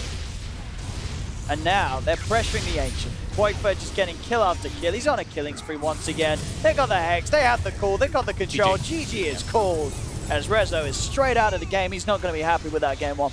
No, I mean they went for the farm play, because the lanes did not go the way that they wanted to. This Axe, he had the pull open. I think an important thing when you're playing versus like some of these greedier lanes is you have to block this pull, because Axe just keeps pulling, and then it gets to a point where Weaver is like, all right, I can just chill in the lane. I'm not going to die. I'm not even going to Shikuchi through or anything to try to get stunned and set up by them. Axe is going to farm, get that Blink Dagger, and it got to a point where Forward was like, we can't make moves on the map. We don't have anyone to really do so. They did. So they just farmed. And then Alliance, they were like, okay, we can farm and we can get pickoffs because of the way our lineup is. Yeah, I mean, as I say, Alliance just continuing to impress today. Mickey, especially, he just seems incredibly reliable. Every game, just providing this strong, hard carry that they can reliably fall back on. And Koikfa, I think the Pugna's another hero you sort of got to add to the list. That when you're playing against Alliance, you got to be careful. If he gets that 5th pick Pugna through the draft and is able to lane it as such, he's just going to take over the lane, take over the map. They pushed perfectly around it, did all the timings, and I think you can see now Resolution, he had a great start in lane. He was very farmed, he had crazy CS, goes for this Battle Fury build, maybe things would have been different. He went for a build that he could have been more active on earlier, but maybe he sort of realized, you know, his Storm Spirit was struggling, Universe was struggling. He had to sort of go for this late game carry itemization to offer the team any sort of chance, but even at that, it was too late. Everyone else was suffering too much. Universe, Yawar, he didn't really do much at all this game. Yawar, he killed the Phoenix a few times. Whoop-de-doo, that was it. Yeah, I mean, it was pretty solid gameplay from Alliance, and they got the lanes they wanted and executed pretty crisp. Well, we'll see what happens later on in the series. Game 1 going to Alliance. I know that, you know, before Game is like, they've definitely got more to show, you know, considering their caliber of player. But this Game 1, Alliance just looking to continue to be on fire. Thank you very much. Jody Pixel and Fogged, of course, return back for Game 2 very shortly. But first, let's break it down. There's plenty to talk about from that game, but it's mostly positive, I think, in terms of Alliance. I don't think I should be the segue off of that, because I feel like Alliance played a good game, but I feel like a lot of it was negatives from Forward, to be honest with you. Yeah, I was going to ask, is it more mistakes? I mean, the thing is that Alliance did a good job of capitalizing, and my initial prediction was based on the fact that I thought Pugna was going mid, and I didn't think that was good for them. But then they did the Morphling mid, and so their lane setup I think was a lot better than I originally thought it was going to be. And I mean, their lanes have been very good so far, haven't they? I mean, through the qualifiers, you watch the qualifiers, they're very adaptable. They can move things around, players can move, heroes move. Absolutely. Same earlier against Virtus Pro. They played 3 very good games, actually, even though they lost 2-1. But they do have a lot of flexibility. A lot of teams, the players don't feel comfortable playing mid and safe lane. Not the heroes in the pool, but the dynamics of how you win the lane is just different in mid and safe lane. So a lot of these a lot of the players just say, I don't care what hero I'm on, just put me mid, or I don't care what hero I'm on, put me safe lane. But having that flexibility is really important. And I think the biggest problem I'd point out this game is that they had no playmaker. So the Weaver, who had 4th on the net worth for Alliance at 15 minutes in the game, just was able to take all of the dangerous farm in the top lane alone, which allowed the Axe to just sit there farming a blink. So then you have a 4-position Axe with a 16-minute blink, and the game at that point is just so easy to play when your 4-position Axe has more farm than half of the team, half the enemy team at that point. We've seen this a few times now, I think, where the Storm, he just gets a really bad lane. And then apparently it's hard to catch up now. Yeah, I mean, we haven't seen a good Storm game. He never has a good lane. He just doesn't. No, and then what happens is, I don't know, no one picks up the slacks for him. He can kind of farm to come back. But we saw with CCNC and with no one, that if you don't have someone in your team to help you out, they expect you kind of to be I have a Storm, right? They can jump to 2,000 range and go on people. I think Blitz once told me that if no one sucks, right, on Storm, then it's unplayable. I believe it. I agree. Sure. Who does he? He doesn't really have winning matchups middle, and then you put him in a side lane, dual lane versus a Phoenix. I don't know. He just got ran it, right? He was doing mud golems at level 4. When you're doing mud golems at level 4, just nowhere to go. And I think it goes back. It is Alliance made the right call with their lanes, and I guess Forward. I mean, how do you even swap those lanes? Can you? Was it just an outdraft we didn't see, or? Yeah, I mean, we should have kind of seen it when the Alliance, Forward's last pick, right? The absolute last pick, and the timer was just ticking down. It was at 0 seconds when they picked, and we were all trying to figure out a hero, and it was they hard. were too, yeah. But at the same time, I think if he goes a different item build a monk here, something more, you were talking about Shadowblade, right? Yeah. Something like that, and then the Storm goes for a more fighting build. You can't go Bloodstone, I think, and then you just need to take an earlier Roche fight. Maybe. I really emphasize the Weaver being able to take top half of the map, because that allowed all of the rest of Alliance to play everywhere else, which means not only are they farming 3 lanes, but they're also hunting this Storm who's trying to recover. And the problem with this Battle Fury for me is that's such an NA approach. I hate to say, but when I don't feel like I can do anything, I'm just gonna build farming items. I feel like when you have 2 teammates, the 2 cores with slow starts, you have to make up for their slow starts by doing stuff, even if you're a hero that's not innately supposed to do things at that point in the game, or even if it's your playstyle. So I usually don't have much bad to say about Brezo ever, but I feel like if he had gone, I feel like if he went the active build, it would have been much better for his team. But I definitely think it's his playstyle to play like this. So maybe that's just a matter of putting Universe on a more playmaking type hero rather than an Ogre. Because when you have it didn't feel like there was a Universe in that game. I felt pretty sad for them, right? Yeah. They went to that lane. I think everyone lost that lane. All 4 players there, Axe did okay, but they just try looked another terrible. one. Yeah, but then the laning stage ends and you're an Ogre. I agree. I Like, think yeah, have like a hood or I something. think Vog said it best. How do you not block the pull versus an axe? And you just Yeah. let him like farm both jungle camps, pull the creeps over as well, and just keep doing whatever he wants. Weaver died with the least amount of CS, and he was still Yeah. out leveling Didn't care. them, and that's all because of the pull. Yeah. So that stuff can add up so much, and I don't know, man. Like, I just feel like you heard Aoi over there in the Yeah. room. It's just like there was so much wrong with the draft, like going into the last pick, that's why they were fumbling. They just felt like they needed a playmaker. They needed like a win condition. They needed so much from the last pick, and I don't think we'll be seeing a similar draft. I don't from think them. we'll be seeing Axe. They didn't have sustain, right? All three cores on Dire could sustain in a lane, right? Weaver likes sitting in a lane. And then meanwhile, you have an Ogre, you have a Monkey King, you have a Storm who can't just sit in a lane by himself ever. They can't occupy lanes. Yeah. And then they fall behind, and all three lanes are farmed by the other team. I want to pick up on Mickey in this particular game as well. I had a really good game. It seemed very solid overall. We haven't really spoken about him as having like a spectacular match and like boxing, breaking out and doing crazy things. It seems like every game he's the solid, dependable carry. Yeah, I mean, he had a crappy start, but he knew he was survivable enough in the top lane. He went for a defusal, so he's like, I'm survivable. Now I'm a threat. Like, he actually can kill Monkey King. He, like, every time he went on him, he was forced to TP out or possibly killing him. He always kills the Undying. Like, the idea behind, like, knowing his limits on the hero, and knowing, like, oh, yeah, we don't have to fight them, just go Lincolns. They mentioned it during the game. I believe it was Fogged, and that kind of knowledge is really important, and he plays a ton of Weaver. Yeah, I mean, I know that he, kind of got the ability to farm when he needed to farm in this game because he wasn't pressured in that way, but most teams are sacking players in that situation where they're like, we know you're going to lose lane, but it's fine, we'll do other stuff. They don't seem to need to do that with But him. like him knowing where to farm is actually harder, like easier said than done. Like he knows he should be top. Like he could have like tried to make plays. He could like try to force things, and that's like a lot of like inexperienced players will do. And he's like, nope, I know I'm survivable enough to farm. no I'm panic. not very strong though. Like I'm not able to make plays, so I'm just gonna farm for 10 minutes and eventually have impact. It was smart he didn't like freak out because the Monkey King was beating him middle for like I would say the first 10 minutes, but he didn't like freak out. He got his Morbid Mask. You just go to the jungle and eventually your tower gets taken, but you can just farm your own lane and it works out. Yeah, it was good stuff. In the other game, by the way, Fnatic won 2-0. So I'd update you. For the other group, that To be is expected, I think.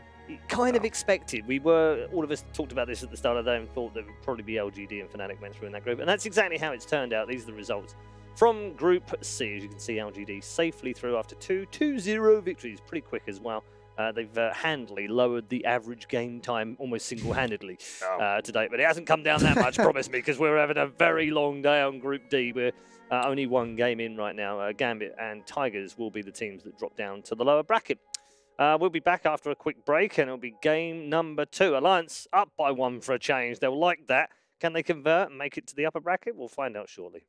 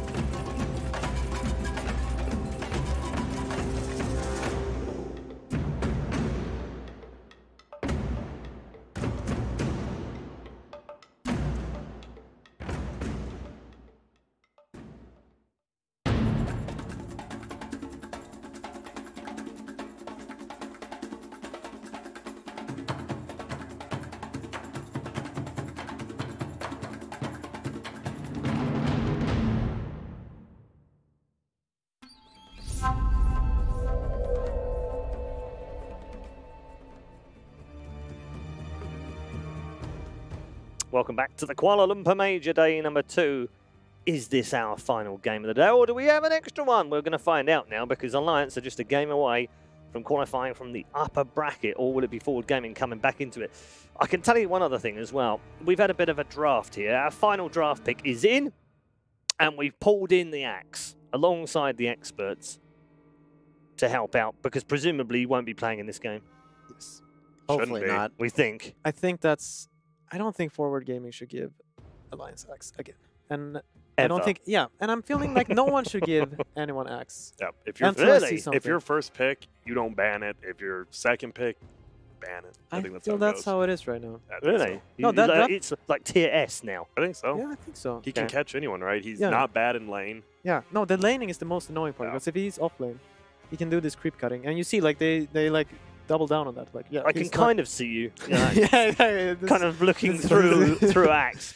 By the way, that's an incredible balloon creation. Really is. I've never seen like balloon mastering things quite that good before. Maybe I've just led a sheltered life or something, but that looks pretty incredible. No, I can make an eel, I think.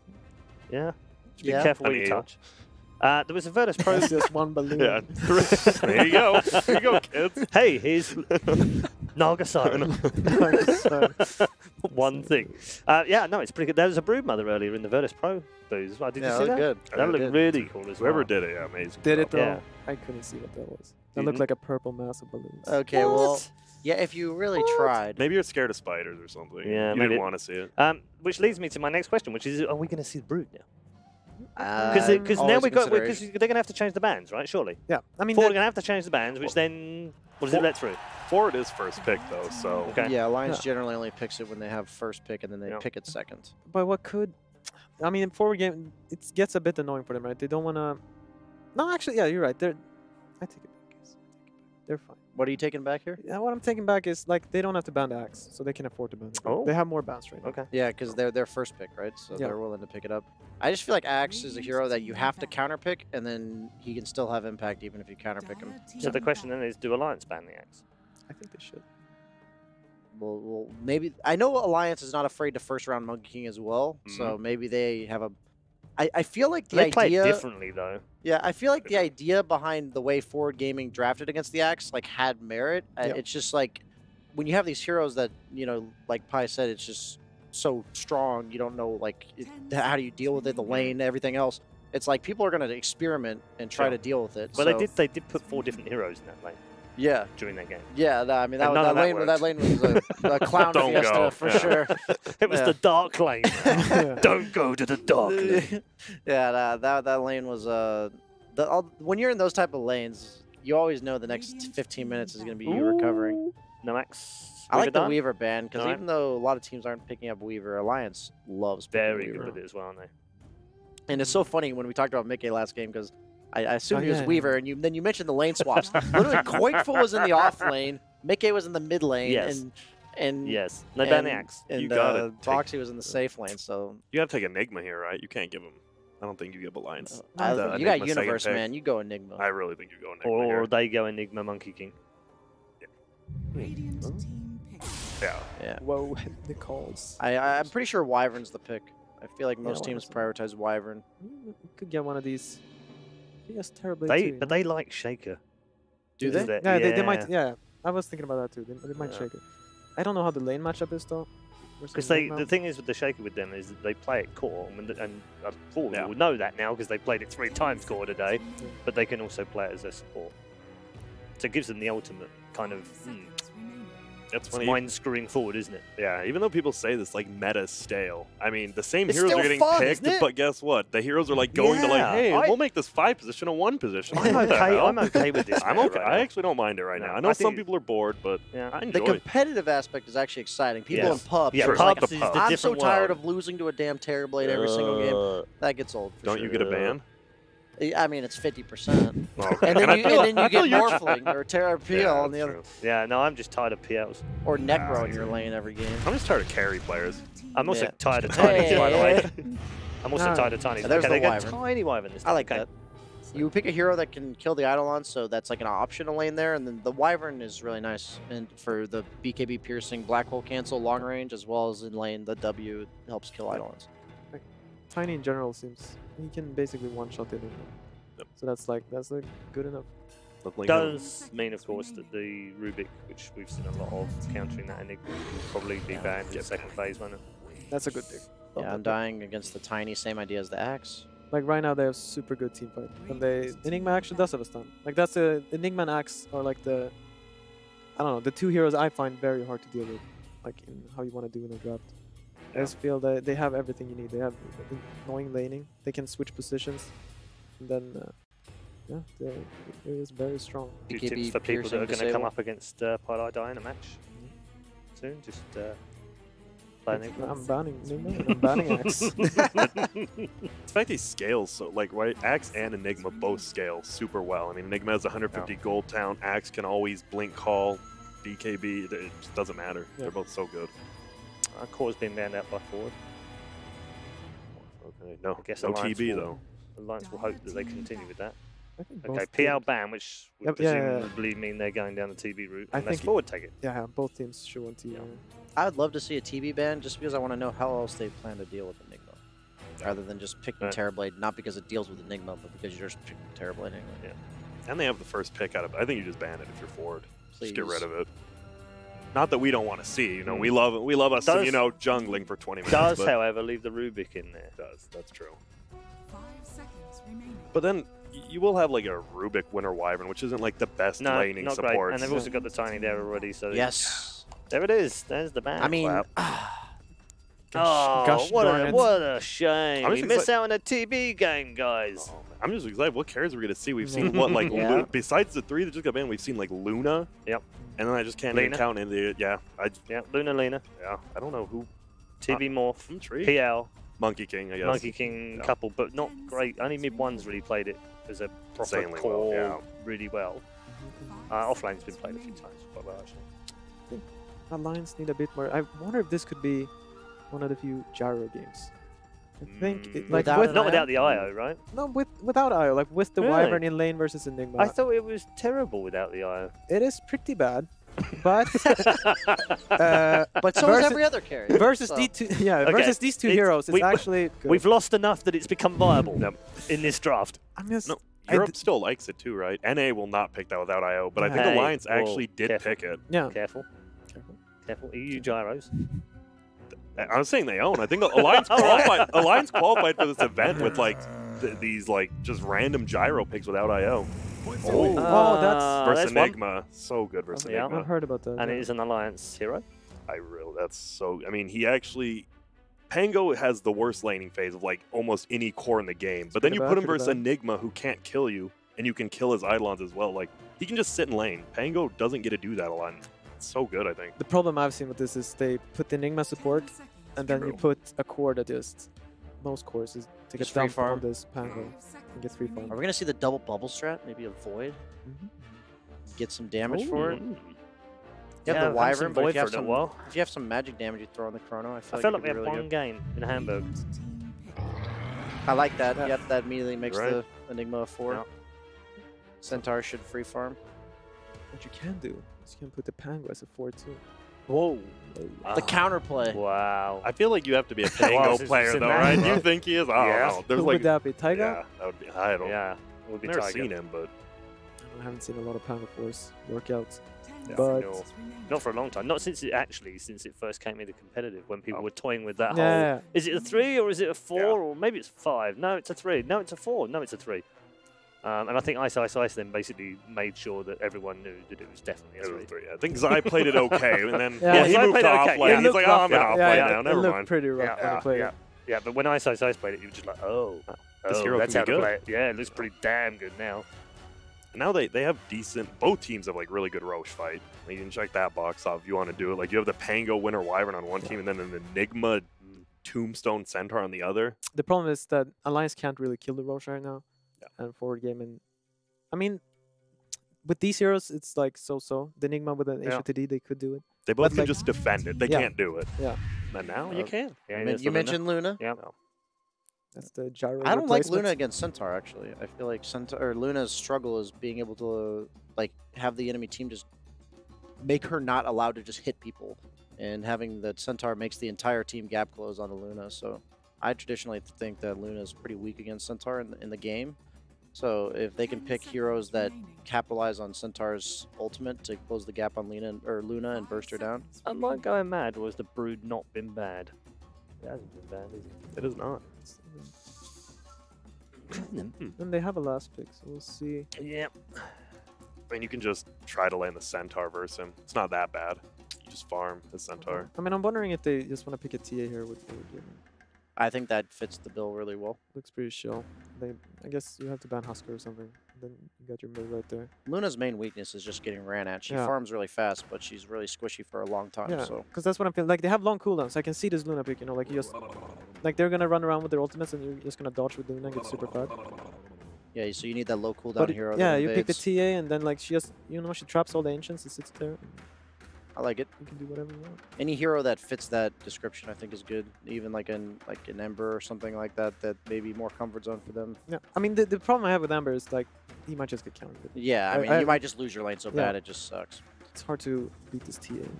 And it's fast paced, right? I don't think Ford plays well when they're like slow paced. They play a lot better when they get like these Drown Arc Wardens who like they'll farm for 20 minutes, but then they just want to go. Yeah. They just want to do stuff, and I think that's when Ford plays best. So yeah. Agree with you. No, that's their captain, right? Like, he does like calling for fights. But if you like the last game, for example, I think he felt a bit uncomfortable. So like they just kept getting picked off. They didn't really, you know, like they gave up Roche for free, right? And then they did some nice fights, but they were just way too far behind. Don't give it over to University. I'm anymore fine as with. well. I'm fine Don't with do Monkey that King anymore, again, too. please. I think Monkey King's still fine here too. For Forward Gaming? Yeah, just like another, like if you want to do that role from the carry hero, Mhm. just something that gets in Luna's face, I think is really important. Because like you said, they have all these long cooldown ultimates. Obviously, Monkey King has a long cooldown ultimate too, but he can be active on a short cooldown. We're assuming, They're of course, that really- Pango is boxes. Really Yeah, thinking I right believe here. so. Yeah. I think he's the one who plays it.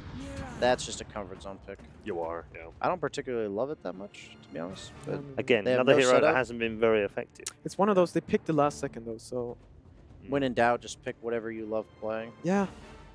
It makes you question things though. Yeah, I almost want to predict the lines right now, you know. Yeah, But like you've just been- based on what happened last draft too. You've been in teams where teams run the clock down, right? Yeah, it never feels good.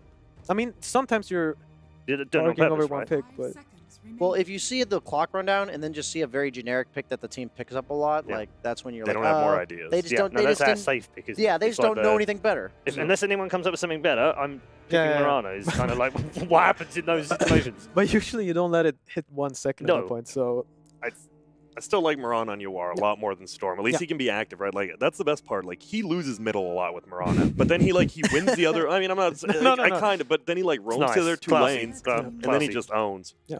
Like it's weird. That's kind of how Ford always does it. Like Yuar kind of has a difficult middle, and then he'll just go to the side lanes and win it for him. They do ban the Monkey King, so Yeah. the other option for me, honestly, is the Void. I feel like the only problem with that is if you lock in the Miranda to mid, then they can just counter pick it, or just put Tiny mid. To Void be and honest with you. Enigma Yeah, I just together. feel you might want to pick a flex hero. Like you might need to pick something that can go mid or safe lane. Do Western teams play Void? I've only seen it from the Yeah. Chinese teams. Have they? No, yeah, a few. Okay. I Yeah. mean, It's not you've massively seen my popular. Void clips on Reddit. I've seen your Void clips on Reddit. That's why I'm dissuading Ford right now.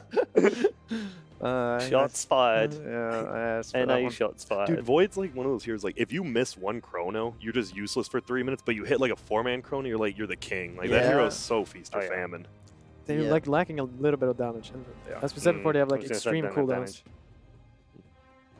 We only got 10 seconds, so Yeah, hurry up. They banned the Alk, by the way, as well. Probably This means is Pona mid, interesting. I'm guessing. yeah. So that means they're definitely not worried about the Brood then, are they? I mean, I Nope. guess because they're figuring I out. think they're worried about a lot of things. Oh, troll. Okay, Ooh. well, there's some damage. I And some don't tower like that hidden. against Wyvern, man. I don't like it versus Wyvern, but I like the Centaur plus Troll against Luna. Yeah. Like, you can definitely get on top of that Luna and just destroy her so quick. I think Alright. this is just a 0-second type pick, you know. Game-winning pick Okay. from Can't- Alliance. Can't do Brood anymore, I don't think. Versus, You can just put Troll mid. It's fine. That is a flex hero in Uh, terms of the troll. You can go mid. Yeah. Yeah. What about the Huskar we talked about? Yeah, I mean, troll's one of the better heroes Same, against it. same thing, isn't it, with Troll? Oh, hey, Is that a hello. core You tree? wanted to see it. Is that a core Yeah, we did. We talked about tree, didn't we, Let's see. before? tree? There's no way they last picked a 4 tree, right? Like, this is a core tree. And we're going to win the game with a 5 tree. No, it's a 5 It's a tree. 5 5 tree. All right. Well, like I said, no way they picked a 4 tree last. You were right. You called I nailed it. First correct prediction of the day. Okay. are it they is a doing boxy Pango as well. Dude, it's so And a Mickey crazy. Luna. You kind of want to like pick alliance just because it's so crazy. Like they have to know something crazy, but you just look at their damage on paper doesn't feel that good till like the 20-30 minute mark. So I mean, feels like a cop-out, but I'm just gonna go with Ford. I think they have better heroes for their players and just better heroes in general. But I thought that last game, so who knows? Okay. I think Koikoi might just dominate this game. That's how I'm feeling right now. You think? It looks like a really good tiny game. I was going to say Okay. it's first That's picked. true. It and was a looks like well-hidden really nice tiny, game. wasn't it? Because Yeah. I think the other, they banned out the Monkey King thinking, yeah, it's a core all the way through. So it was well hidden. Because I'm pretty sure he's just going to free farm mid. Like, I don't see Yeah. how they do anything. They can't really gank him. And Mirana and Troll both died at Tiny Yeah. for like a long period of time. And Okay. I like it. I like All right. Alliance. So Parlay is going with Alliance. Yes. Yeah, I'm Grant's- going with Alliance as well. Grant's not going with Alliance. You really, I mean, you get the Treads Dragonlance on Yuar. He usually gets pretty early. You don't just get bursted down immediately. But by like with a Tiny. +1, like True. the Pango, even like a Trian here. Trian offers a ton of lockdown against the Mirana and the Troll. I just don't believe in Tree. So 0 armor hero in lane. You get a sentry down in like the right lane. He's just useless. Okay. Sword. So I think we've established one thing here in the studio, and that is that Grant is not a conservationist. Doesn't like trees whatsoever. Tally Man does like some trees, though. He's over in the commentary box right now. So let's head back there for game number 2. Thank you very much, Red Eye. Yes, game 2 about to kick off between Alliance and Forward Gaming. We're getting to see the Treant Protector as the final pick here from Alliance. Insania is going to be playing it. And overall, seems like the panel were a little shaky on sort of the Forward Gaming draft once again. It's a little all over the place. It seems an Alliance, again, just seeming to have a lineup that just makes a bit more sense. Yeah, I mean, they have a lot of spells that they can spam, too. That's the one concern. Like, I saw the Troll last pick, and one of the things Troll hates playing against is Wyvern. Yeah. Cold Embrace, you know, you're all physical damage, and then high magic damage nukes. We see Tiny, all like massive magic damage nukes, Luna, Pango, and Wyvern. All these heroes do apply a decent amount of magic damage burst. And they're running this this Enigma, it's support, right? It's MSS going to be playing it, so he's going to be denying back the lane, but it's going to be the lane that Alliance wants. They have the boxy Pangolier. He's going to be laning in his position versus that Enigma. Maybe that's why they switched the Enigma from being core, right? Because he doesn't want to be feeding all those Eidolons to this guy. I think you have to make that shift. Otherwise, you just sort of end yourself in that place where you're throwing this position 3 Enigma up and down the map, trying to make sure he's not in that lane. It looks like a really hard game for the Enigma, though. Like we've seen the Pangoliers dominate time and time again versus hero. They have 2 BKB piercing disables for the later stages between the Wyvern and the Treant. And there's just like a lot of like long-range spells that they can use to stop this guy. That being said, though, on the side of Forward, they do have the Troll Warrior plus Centaur. I think that's the biggest thing for me, is if they can actually get this Troll to have a decent start, have some decent farm, they can just Stampede, run on top of the Luna. In theory, they could try to blow him up, but they have to watch out for that tree positioning.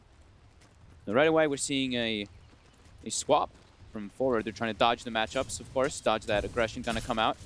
Get the Pango, or get the Enigma away from the Pango, get the Mirana away from the aggro tri-lane.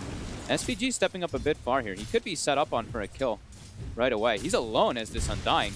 He is looking very dead up top. Yeah, they're just going to get the slowdown. There's the slap from Insania as he reveals himself from the trees.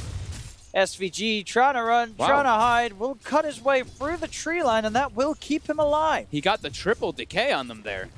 He hit actually all 3 heroes, so he gets that surge of health, and he'd already hit the Luna once. He comes back forward, and he's okay. All right. I thought he was for sure dead, but if he didn't get the triple decay, he was dead. Very close for SVG. Good positioning of him there to get that. Save them a kill. Mid lane, I have not seen this matchup, but I'm pretty sure Tiny's going to win it. Yeah. I mean, already as you see the first wave, you're pretty much secured with the tree. Yeah. You're going to get like these guaranteed denies too. Like Trolls at least got the axes to get those, like some of those secured last hits, but yeah, base damage advantage is massive for Tiny. And Koikva's he's been playing really well today. He has been. He's on fire today, actually. I've been very impressed with him because I am sometimes a bit critical of his play, just because he is that like mid laner who's been playing for a very long time, but he's been really dominant today. It's been very spectacular to see his first few waves, 12-3 last hits to the 5-0 Troll. Top lane. To a great start. A bit of an attempt onto SVG. Quite enough once again to bring him down, but still, he's been totally bullied. Well, he's out of regen. He's only down to the last 2 mangoes. SVG. This is the dream setup for Alliance, honestly. Like, So- Boxy's going to be doing great bottom. Yeah. They're going to be pressuring the Centaur top, and they need the Centaur to have a good game on the side of forward. Like, he needs to get this Blink Dagger at a good timing for them to actually be able to make plays around the map. Because besides him, their playmaking again this game, it's not there. Like, Undying Enigma, these two heroes, they're not playmakers. SVG will go for the deny. He goes for the safer one this time, goes all the way to tier 2. Doesn't want to risk that 20-second grace period like last time, giving that gold. See if this mid lane gets any better for Resolution. Ooh. He has to watch out when he walks that courier up first to the Tiny.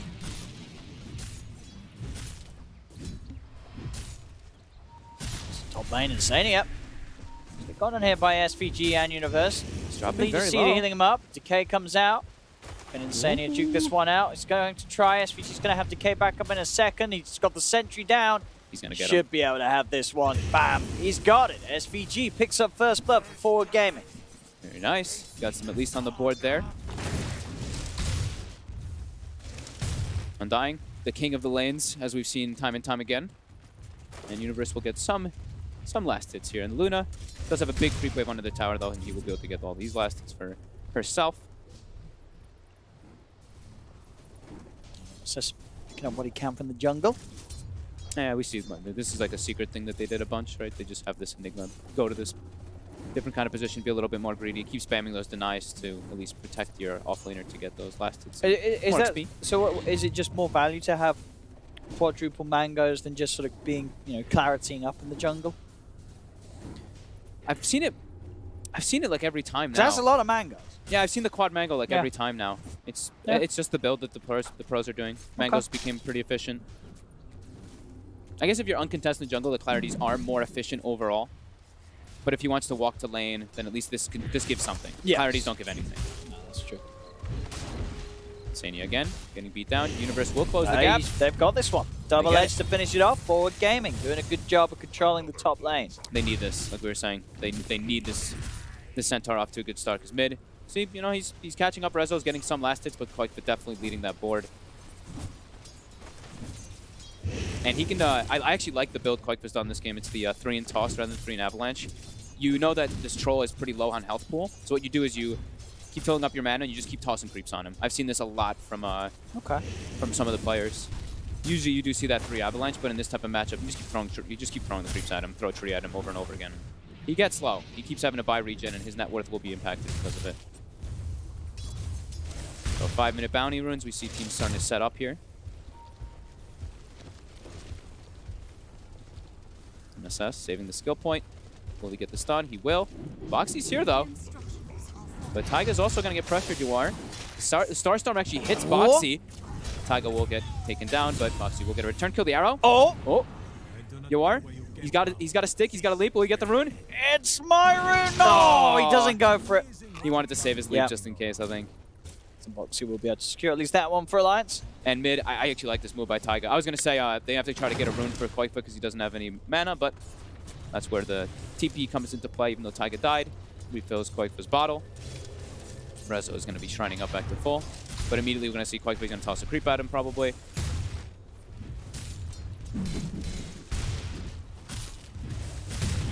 So, he has got those raindrops to be prepared for it. He missed. Oh, he tried to toss back. I thought he was going to toss for the range creep. Now he's going for the room to SVG solidify top. that. This time they get on top of them, Mickey. And Insania, as SVG does get a decay out. But Tiger's got his eyes on him as well. Yeah, SVG. Quake gets a regen. He's sitting there waiting for this one. Rezo's catching back up in last hits, though. Okay. Forward definitely making the best of all this.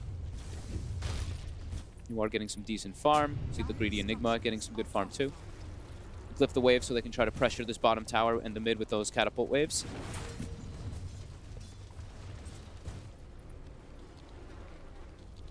Glad that Rezo got the raindrop again, just like in that last matchup. Just so that he can't actually get threatened too much by all that damage. 3 toss, plus a toss as well. Top Insania. Set up on Universe once again. Mickey keeps himself out of range of the Who Stop. Light Shadow does come out. Is he going to be able to save him? They've got the Sentry. They're prepared, Alliance. He hadn't even faded yet, and they were already prepared with it.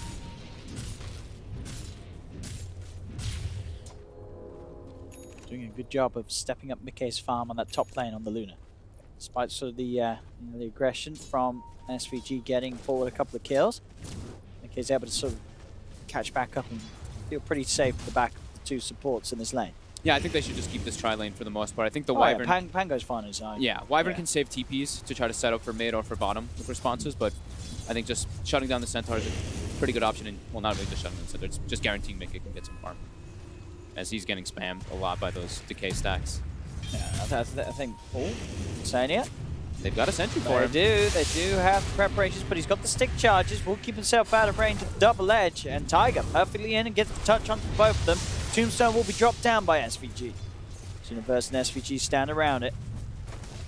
There's hard ready for Mickey to get in and take it away. Boxy's going to come in with the TP. He has got the ult ready to go.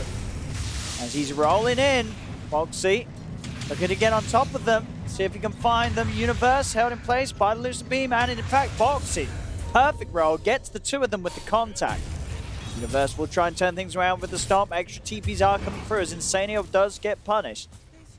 Can you catch out anyone else, though? That's the question. He has got an arrow, but almost impossible really to hit Boxy, so Boxy will be allowed to walk away. He's got a full Vanguard finished up instead of going for any type of mana regen early. We'll probably see him get an Arcane Boost right afterwards, but now he's going to be active. They're gonna swap the lane so that Mickey can be more comfortable to farm, and Mickey had saved the skill point so he can get the glaives.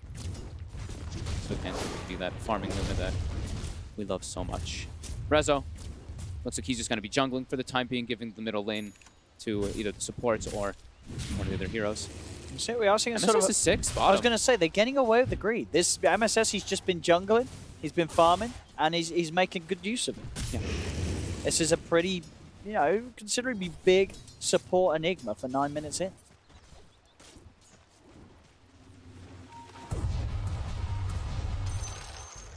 Oh. What's that? I mean... It looked like a misclick. I think it was, yeah. No, well play came out from that. Yeah. There was no one there apart from some creeps. That had to, I mean, that had to be a misclick. I looked around, I was like, what the... I don't see anyone near him. I think you got at least one creep with it. One or two. Oh, all right. Not the most value Eclipse at the start here. Radiant's middle tower is under attack. That's been painful. I mean, Eclipse in this game, he can definitely look to set up... He could have looked to set up kills on pretty much any hero. The beauty about the Luna if you are active. Oh, here comes the Pango. Stampede. Once again, he's going to chase him down. SVG gets hit. Oh, didn't get the other bounce. If he got the second bounce and went for a blind swashbuckler, he could have had it. It didn't matter anyway. Didn't have the mana for swashbuckler. Yeah. A second bounce would not have been quite enough damage, I don't think. Anyway, Boxy will look to farm at the Tombstone, though. There's some money there for the Pangolier. Yeah, that's pretty much the kill. 4 bounty runes, though, collected by Forward in the meantime. And they even get the real rune, too, on your war, getting that haste rune. Yeah, they lose SVG. It was EA who was going for the suicide play. Ah, he died at the same spot, huh? He went all the way to that 2-2 dive. Rezo. Does he have the damage? It's a miss. The miss. And now the hole. MSS looking to try and turn things around, but the Black Hole gets cancelled by Quakefer. That's Black Hole down. That was very close. It might have actually been a kill if he didn't miss. He has a lot of armor. He has a decent amount of armor on the troll though, but yeah, that's unfortunate for him. But now it's an Eclipse wasted and it's a Black Hole wasted. So on both sides, slight mistakes. Yeah, I think you're more worried if anything about the Black Hole being wasted because I mean MSS, you know, he's been farming up, doing what he can, but he's no threat at all really. Oh, SVG. He could run into Mickey here. Mickey is farming incredibly low right now. He sees him. Rezo might make the rotation down too. He can get the wraparound from the tree line. He could just pop the Luna. Mickey's getting greedy. Oh, the greed. Oh. The Stampede. Oh. Can he turn it, Mickey? He's taking the Tombstone. Another He's out of stick. He's dead. Die. He's going to die. SVG's got him. The warding play. Finding the low hero is the dream. As Rezo also. He makes his way down and gets though, that's the helm. That's dead. Did it not get glyphed? Did they not notice it in time? Insania just came in from the invis and punched him. All right. Gets him some gold back in Boxy. I mean, MSS, he's dead now. Yeah, there's the setup for Boxy to come in. Rolling Thunder on top of him. The arrow does catch onto the trim, but Boxy's still rolling about. Jumps forward, he's burst down a second. They will lose Insania. But Boxy getting some tasty action with the Pango plays. And Mickey will just go back to jungle immediately to farm. How's Universe doing on the blink? It is finished. All right, so forward. I mean, this is big timing for them to make these moves on the map. I think Universe has to just not show on the map much and just look for kills. It's Koikfa. Won't be able to find Yuar. Yuar taking that health talent too. I think it's really important to take these like health talents when you're playing versus Tiny. We see also Resolution takes the 250 health talent on the troll. Just set yourself prepared to tank all those spells, as we said. Alliance, they have a lot of nukes that will be coming out in that mid game. And Rezo's off to a good start. He is 700 ahead of the Luna. Yeah, it's looking much better here for forward game than game. Yeah.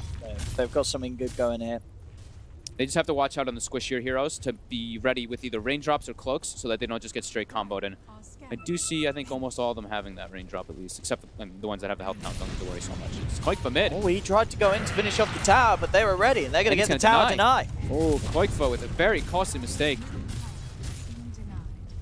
Same time down bottom. That is the blink reveal as well as on Universe, so now they are aware of that. Now they can make these invasion plays. They already have a deep ward down. They could look to put a secondary one, but they're going to look and just get on the hunt, looking for this Luna nonstop since they already have that bottom tower taken out. See up top. Sonya. Toying with MSS. MSS did see him under the sentry, hence why he dropped the midnight pulse there to clear the trees. It's Boxy. Blink after the Vanguard. He's halfway towards the money. They have to make sure on Alliance that they keep their the cores running around making the plays. The Pangoliers with the Tiny, because the one problem with their support duo is that they have no damage between them. Like Treant and Wyvern, there's just not the damage whatsoever. So they do have to make sure that if they do make those moves, they have one of those cores at least to set up for the nukes. While on the side of forward, I mean, the Centaur is going to be making plays, but he can make plays. He does a lot of damage himself, so he can make plays quite easily if he has a +1. Sonya, look for the setup mid, goes in. He's got the overgrowth setting up for Boxy to come in with the angle of the Rolling Thunder. They are a little beefy, the two of them, and Resolution is there as well. Another route comes out. There's the jump forward for Koikfa with the Avalanche. It's enough to bring down SVG. Now turning, Boxy, he has got the jump. Shield crash and swashbuckle back up in a second. Should be fine in. Oh, okay, with the black hole committed, he's not. MSS does not leave any chance for escape as he commits the black hole. Did need to. Swashbuckle would have been back up and Boxy could have got out of there. So MSS securing the kill. Might as well commit for it in these situations where the pace is slowing down. Look at that, a 76% Dota plus win probability favoring forward gaming at this stage of the game. In a game where, I don't know if it feels 75-25. I'd certainly argue it's a little closer than that. Yeah, it's for now. They're putting wards up. They did get spotted when they were doing the smoke. Koikfa, he walks right in. He knows that they were here too. He's getting chased and he needs help. He needs it now. Tiger is going to drop the Winston Coast to the back line. Mickey moving in with the Eclipse. They found SVG. Can they get more? That's the question. They'll get the bounty rune. Head over to Resolution. Toss forward. And Boxy jumps down with the swashbuckle. They'll get both. It's Boxy. Even seeing if he can find more, but Yuar does have the Moonlight Shadow once again ready. No detection on Boxy on the front of it. They saw the smoke. I mean, Koikfa did the bait there. They actually all TP'd in advance. And I did see, I was actually looking it up, and initially it did say, I was also questioning, is the glaives bouncing the zombies? Glaives do bounce and kill all the zombies. Oh, they do actually hurt them. I just watched, I checked it a few times and it said they do not, but they absolutely do. They were, okay. Yuar tries to commit forward for a kill. This is a cold embrace. Ooh, Yuar? He's got one more leap left. He's out of there, isn't he? He's thinking about poking a Koikfa. He's got the stick charges. Oh, arrow doesn't connect, so won't be able to dive for it, but nice. I'd like to see that Yuar stepping up and not getting too scared. Very costly, though, forward in the last few moments. They had a 2k gold lead. It gets swung very quickly, and Mickey gets involved in kills, too. So he gets some gold his way. Now he has Mask of Madness, and he's got Dragonlance. So he's a bit tankier, so he can actually absorb some of the pressure that could come from that Stampede that we saw. Rezo gets a DD bottom, so we'll accelerate his farm a little bit faster here.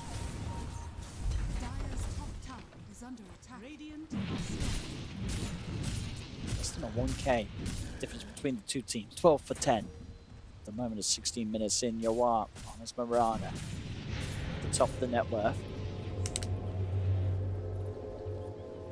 Back up again in 15 seconds. They could look to try and make another play. Like for smoke, looking to try to set up for something here too. The lines, they're pushing out this bottom wave with the Wyvern. As Wyvern is, I mean, Tiger almost has a blink dagger, by the way, on the Wyvern. Pretty damn quick. So they're going to have triple blinks on Alliance very soon to protect their Luna. Ooh, Moonlight, Yuar. He's going to spot Quake for that. They knew. They knew something was up. They popped the dust, doesn't connect. Boxy TPs to try to prepare for some type of move. They might think it's more heroes making that invasion, but it's just the Mirana as SVG. We call the Moonlight Shadow. Sometimes it's like a smoke. You know, sometimes it is just used as a smoke, and he does use that as a setup for that ward to get deep.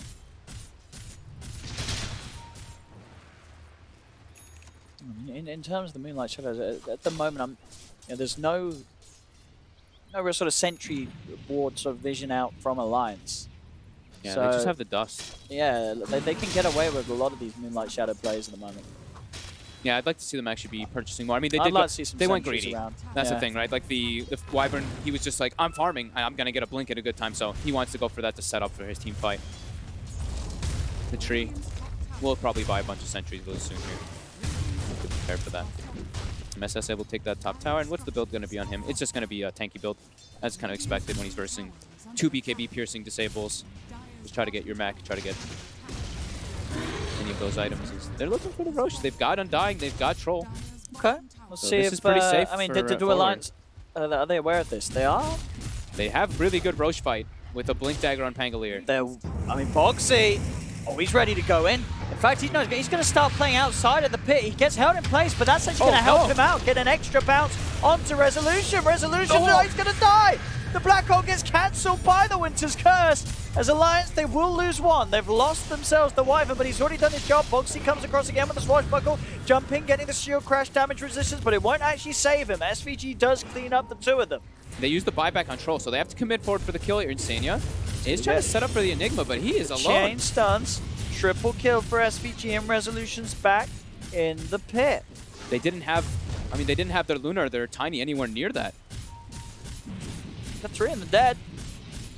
Forward Gaming will secure it. I mean, that looked like it was going to start off. Oh, hang on. They came up by the Ancients. What's going on here? Oh my God. The creep. The armor reduction actually making it so Universe gets brought down and he gets rooted. Mickey, what are you doing? He walks in. Oh, no. I mean, he knew they were there. He knew they just grabbed the Aegis. He just walks in head first and says, kill me. And then they do. All right. That was Oh, no. an interesting series of events. As Koikva commits forward, doesn't land the Avalanche on anyone either. Yeah, they've got to calm it down a little bit, Alliance. Calm it down. I'm going to see us replay again. I mean, the way they started, the Troll bit of a helped. I'd say a bit of a mess up there from MSS. Yeah, sure, you hold him in place, but you hold him in place to allow him to get another bounce. And that does allow them to at least get the Resolution kill to start things off. It looks great, but as you say, with the instant buyback and the fact that a team, as a whole, I mean, Koikva, he was already walking away from this fight. You know, Boxy's there, Insania's looking for the wraparound. Koikva, he was just sort of messing around by the Ancients. He was near the fight, but didn't have any interest in going in. Bottom. Her setup. Oh, that's a beautiful setup. Overgrowth as well. Boxy jumping around. Do they have the damage to get the kill? He's still alive. Oh, he's going to live. And the Cold Embrace going to protect Boxy for now, but he's under a tombstone. His movement speed's going to be reduced, but he is able to get that Still swashbuckle. got that swashbuckle, but they lose Tiger. Oh, and now Universe. They get the slow on Mickey. They're going to have the follow-up stun if they're able to close with Universe. He gets a bash, and he will. Oh, he's got the control as Forward Gaming starting to really get the gears going. As Alliance, they look to sort of hold this game even, but sort of a few unfortunate plays and mistakes are now leaving them in the dust, and Forward Gaming taking the lead. Yeah, we were mentioning how they, Alliance, they have good Roshan fight, but fighting into Tombstone around the Roche pit is a really scary thing. So that's why Koikva, you could see, he was sitting on the high ground just kind of watching. I don't think he had his Shadow Blade finished just yet. So getting in is fine, but getting out would be a huge problem. Is Moxie? Should be fine here. He's got full wand, he's still got Swashbuckle, but he didn't pop the wand before shield crashing, so he's not fine. Chain stuns. Yeah. Okay, and now that's a full BKB now for Rezo. So he is crazy farmed at the top of that net worth. And he can actually get involved in fights. Sure, there's still the BKB piercing disables, but he can just charge to the back line on top of the Luna with a little bit less fear of damage and being blown up. And this Luna, she is pretty far away from Manta. She needs BKB and Manta in this game to be able to try to fight properly as well. It's going to be some time away at this rate unless Alliance can find a superior fight. And they don't have... The thing about Alliance too is they don't really have many wards on the map. Quick blink. Yeah, their vision on the map is really quite poor right now for Alliance's forward. They have super invasive wards, just being able to make all these constant plays with this Centaur Blink. Yeah, forward, you can certainly feel that this game, with the momentum they have, they know that they've got this edge. They can waltz around the map as a group as they wish, but Alliance actually finding MSS a little left below. Who's left behind? The rest of Forward Gaming, they are stuck together. What? They want to go in on this. They want to utilize that Aegis of Resolution. They're fighting without the Enigma and the Black Hole. Koik has a Shadow Blade too, so Tombstone's drop, but he just invis away. He's under a sentry. He's under a sentry. The sentry's still there. They've got vision onto Koik, but Dust is out as well. Jump forward, Jawar's got the double damage rune, so no trouble at all in taking down the Tiny. Oh, he cut up instead of cutting down. They actually didn't have a sentry around their own ops ward. For forward, Alliance takes Koik, but takes the wrong route. Gets punished. Mickey survives though, and that's the important thing for him to continue farming on the Luna, so he can actually be this force. But they're not buying that many sentries still. I see Xenia's just walking around with the dust still. They haven't been able to look around and stop this warding as forward. They're positioned around all their wards constantly, and they just keep dropping more and more aggressive wards down.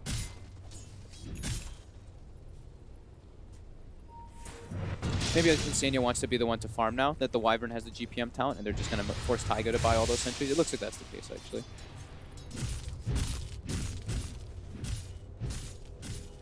30 seconds left on that Roche, on that Aegis. Oh. MSS is found in Xenia. Does he want to commit a black hole for this? That's the question. He doesn't need to, by the looks of it with the micro. Okay, he does. Anyway. He will anyway. I think he had him blocked in there. It did seem like in that box, he's looking to set up for a kill here with Koikfoot. There's no black hole. All the forward is coming in now. Foxy gets out before actually Yawar gets a touch on him. Oh my god, so close. He hit behind actually the perfect tree to TP. But that was Mickey as well? Yeah. That was the Luna? Yep. Well, that was a little scary. It was right next to the ops ward they had placed down. He nearly lost the Luna. Mickey, he's got to be careful. I mean, he gets out. Only just though. Oh my goodness. Keeping everybody on the edge of their seats this game. It's like 2 times now that he's barely gotten away. And it allows him to be that top net worth. He's doing a good job of farming up the map. Yeah. And it's important, like we said, he needs man to beat KB this game so he can actually fight a little bit better, so he doesn't have to worry about that stun. Still has to worry about the troll getting on top of him, on top of her though. Radiant's bottom tower has been denied. Invisibility. Light shadow. Oh no, it's not. Just Invis. Yeah, I heard it too. I was like, Does she say the same language? Does she say invisibility when she moonlights? I think maybe sometimes. I don't think she does actually. I think know. it is just when she grabs through. I don't know. They might use the line for both things. Probably. Not a voice. No, I think she does. I swear when not you a cast voice line expert, but I think she does say when it. you press Moonlight Shadow sometimes, I swear she does say it. Invisibility. Maybe it's when you just shoot. I haven't played that hero in a while. Maybe can't play Mirana as support anymore. Really thinking about the real problems. Does Mirana use the same line when she casts Moonlight sometimes? I think he does. Koikfoot doing the split push down bottom. They're trying to defend their towers a little bit here on the side of Alliance, but they will lose 2. Koikfoot. That's good space. Oh, we have a question. What does from the eye a Redditor. What does the eye on top of the minimap mean? Vision control. Vision control set. So the percent of Radiant, the percentage of the map that Radiant can see, and the percentage of the map that the Dire can see. So you know, I was saying how forward they've been having these very good aggressive wards up. They haven't been getting countered a lot of time, and you can see that on that beautiful scale that we have there, ticking back and forth. The reality of it is it's actually the green represents the amount of people in chat spamming Kappa, and the red represents the amount of people spamming Dan's game. So a lot of Bulldogs. A lot of Bulldogs in chat. There's a lot of Bulldog fans in chat at the moment. Dan's game is winning out. Bit of a farm game now has progressed after that. Aegis gets timed out. Forward kind of capitalizing on the bottom side of the map, while Alliance they're capitalizing more on the top side. And they're cutting that net worth. It's still been sitting like around that 4K for a very, very long, not very, very long, like 10 minutes or so. And the experience is starting to tick down a little bit toward Alliance. See what happens fairly around. even. See what happens around this next Roche. As that last Roche was a bit of a disaster for Alliance. I mean, they didn't have the Luna or the Tiny. They That's the didn't. big thing. Now, like, I mean, now they should be. Once they have BKB they've on got the to Luna, bring Mickey in. yeah, with they them. can get in. They've got to. I mean, yeah, he should have it. Well, yeah, the Roshan is going to be up a little bit before he has it, but he's very close. And Boxy, he's rolling in, giving them the old bouncy, and he's out. He's like, never mind. The Tranquil Boot's staying active that whole time, so SVG gets a lot of regen in the meanwhile. And now they're trying to commit forward as they know Boxy doesn't have ult. They're Moonlight Shadow. He's Boxy still got the sees him. swashbuckle, the blink. He's such a mobile hero. He It's had that very sentry. hard to catch him. Had the sentry ward down to see Rezo as he approaches too. And Koikfa immediately just starts threatening bottom. Pushes it in as deep as he can. Rezo wants to try to set up for him here. Oh. And Insania, it looks like Insania's looking for the previous time. Let's have a look. Where's the rune? The arrow's coming in. Koikfa does dodge it. Oh, it's the bait. Come and take this rune. Oh, he takes it. Young lady. Ha ha! He punch him. Oh, Insania's oh, there. the Manta! But the overgrowth! Insania can't get close enough. Oh, he's not going to get it. He's not going to get it at all. Too many buddies there. He tried to bait it. He did. He went for the rune bait. Unsuccessful. But Yawar has itemized smart. You know, he's playing versus the Train Protector, rushing that Manta style, of course. Try to protect himself for his overgrowth. I'm going to see replay this as well. He it looked like he had it set up. 1-2, stun, toss. I mean, Insta-Manta. he blinked back. You know what I'm saying? He was scared. He I was think scared. for good reason. I think he would have died But as well. Insania wasn't. Insania, he was a true warrior. Well, he look at was his name. straight in. Look at his name. I mean, this is true. But Quake was like, oh, I can't do this anymore. I'm out of this. Blinking back to safety. At full gaming, they're into the pit. And they kill this really quickly now. I don't know if isn't Alliance going to be there in time. You see them TPing into the shrine. I don't know if they are. This is a quick Roche. The tomb's on the high It's ground a too. quick This is a rush. scary place to fight with that tomb in that spot. They got to get him right now if they want any sort of chance. Boxy's looking to roll in. Can he get in? Oh, he's in, but he doesn't get the Aegis. And now he's been black holed. The Winter's Curse comes out, catches the four of them, but they've lost Boxy. Oh, bit of SVG hate being sent out by Resolution. Due to the Winter's Curse, Resolution will kill off the undying boy. Close to Boxy actually getting the cheese there as it was on the ground, but Did he? Yeah, did it? So did he? Rezo got both. Rezo got both. Yeah. So all things looking up for Forward Gaming. Look at Koikfa immediately. He goes to the mid lane. He's going to cut the wave. Bottom and top are already pushed in too. Koikfa has to be careful not to get caught here though. Universe is... Oh, he was looking to try to catch, but we'll address those side lanes first. Mickey. No, I'm sorry. Taiga, he's just got the blink, the influence, and he's just queued up a refresher on the Wyvern. Okay. I mean, the Winter's it Curse can do is so much huge. work. They are absolutely massive. That's his job. Yeah, and Insania will go for that Blink Dagger like we were mentioning from earlier. So just trying to get, you know, just those guaranteed black hole cancels and just a position advantage. As Rezo, he does have like the Manta BKB, but still has to be a little bit careful how he uses them. As we always say, you know, you got to save one for the root. Full Greaves on MSS was finished a bit earlier. That'll be nice versus that physical damage and yeah, to dispel that overgrowth in particular. And GPM talents plenty, of course. Boxy's getting the Maelstrom next. It's getting good damage. I thought he might go for the Basher. I thought he might go for Basher as well. It's super good against the Enigma. Yeah. He's really good. It's good for those might get it BKBs after. too. Yeah.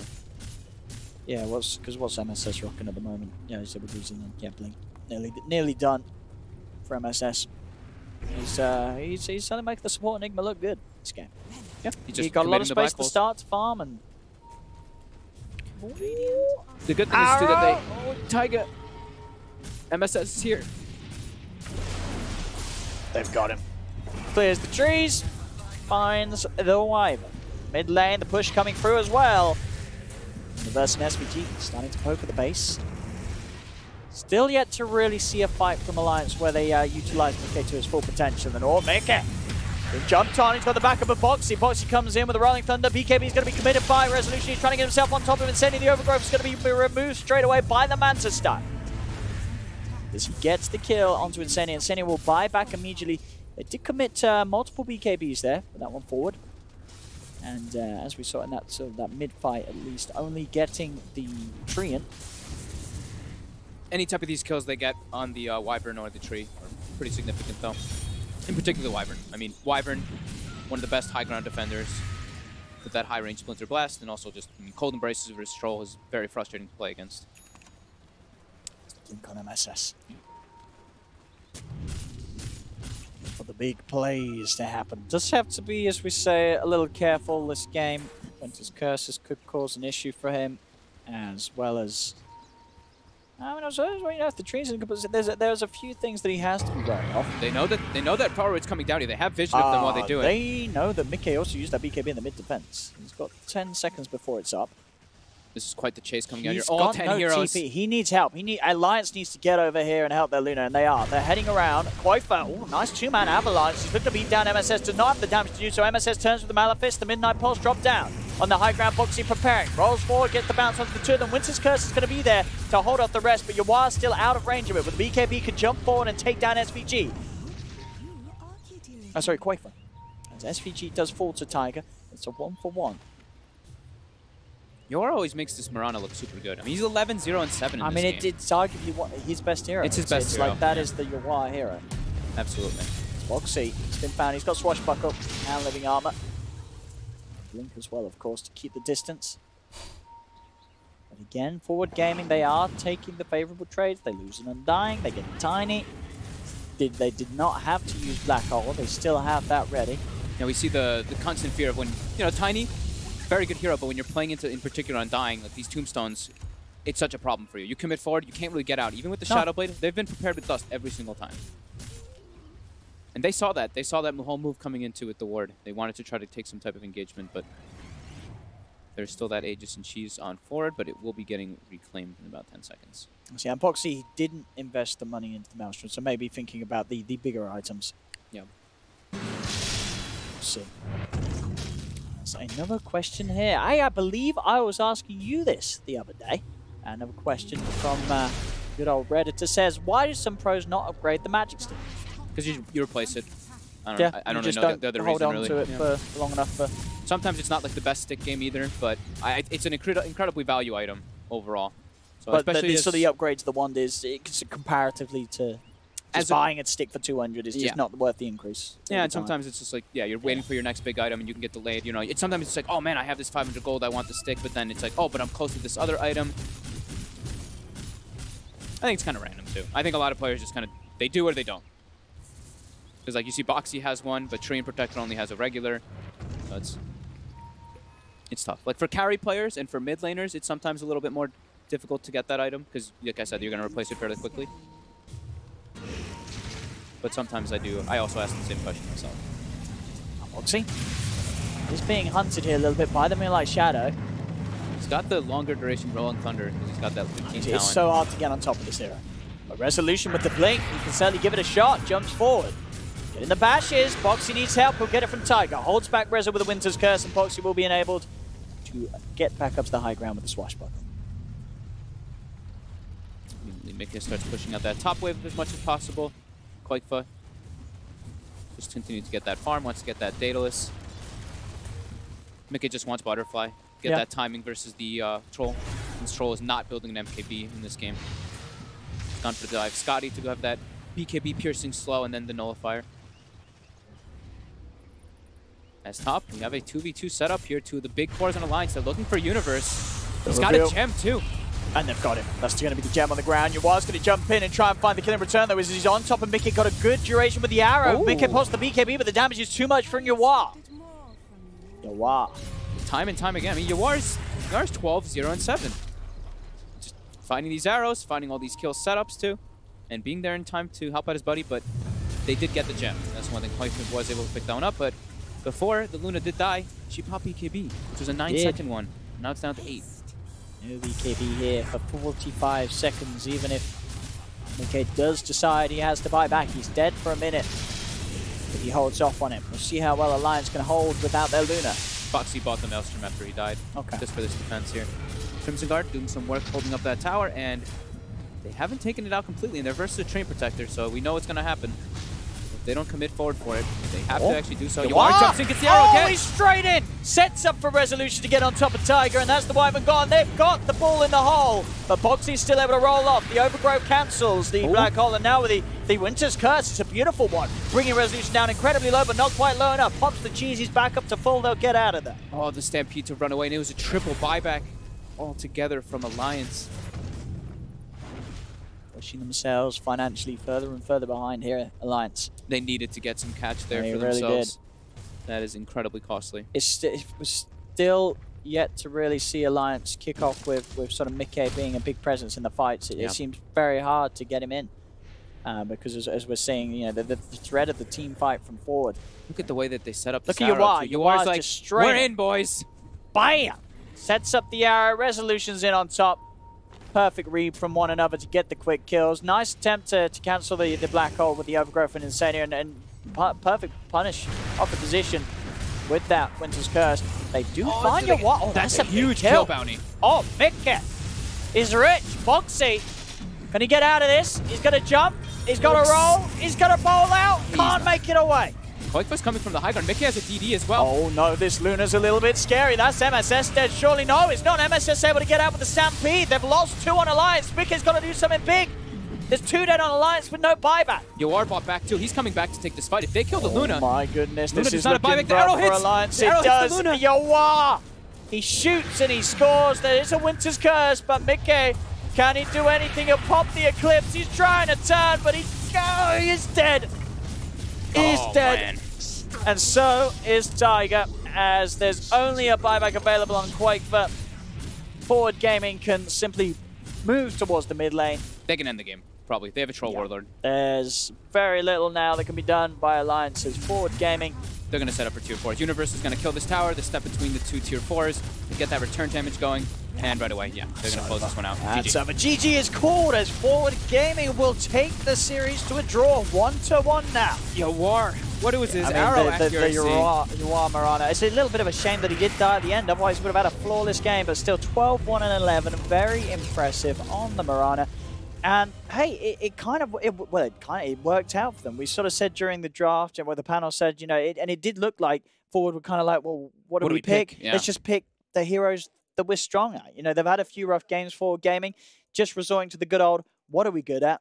We're good at Yawar and Marana. You know, we're good at Resolution on Troll. These are some sort of classics.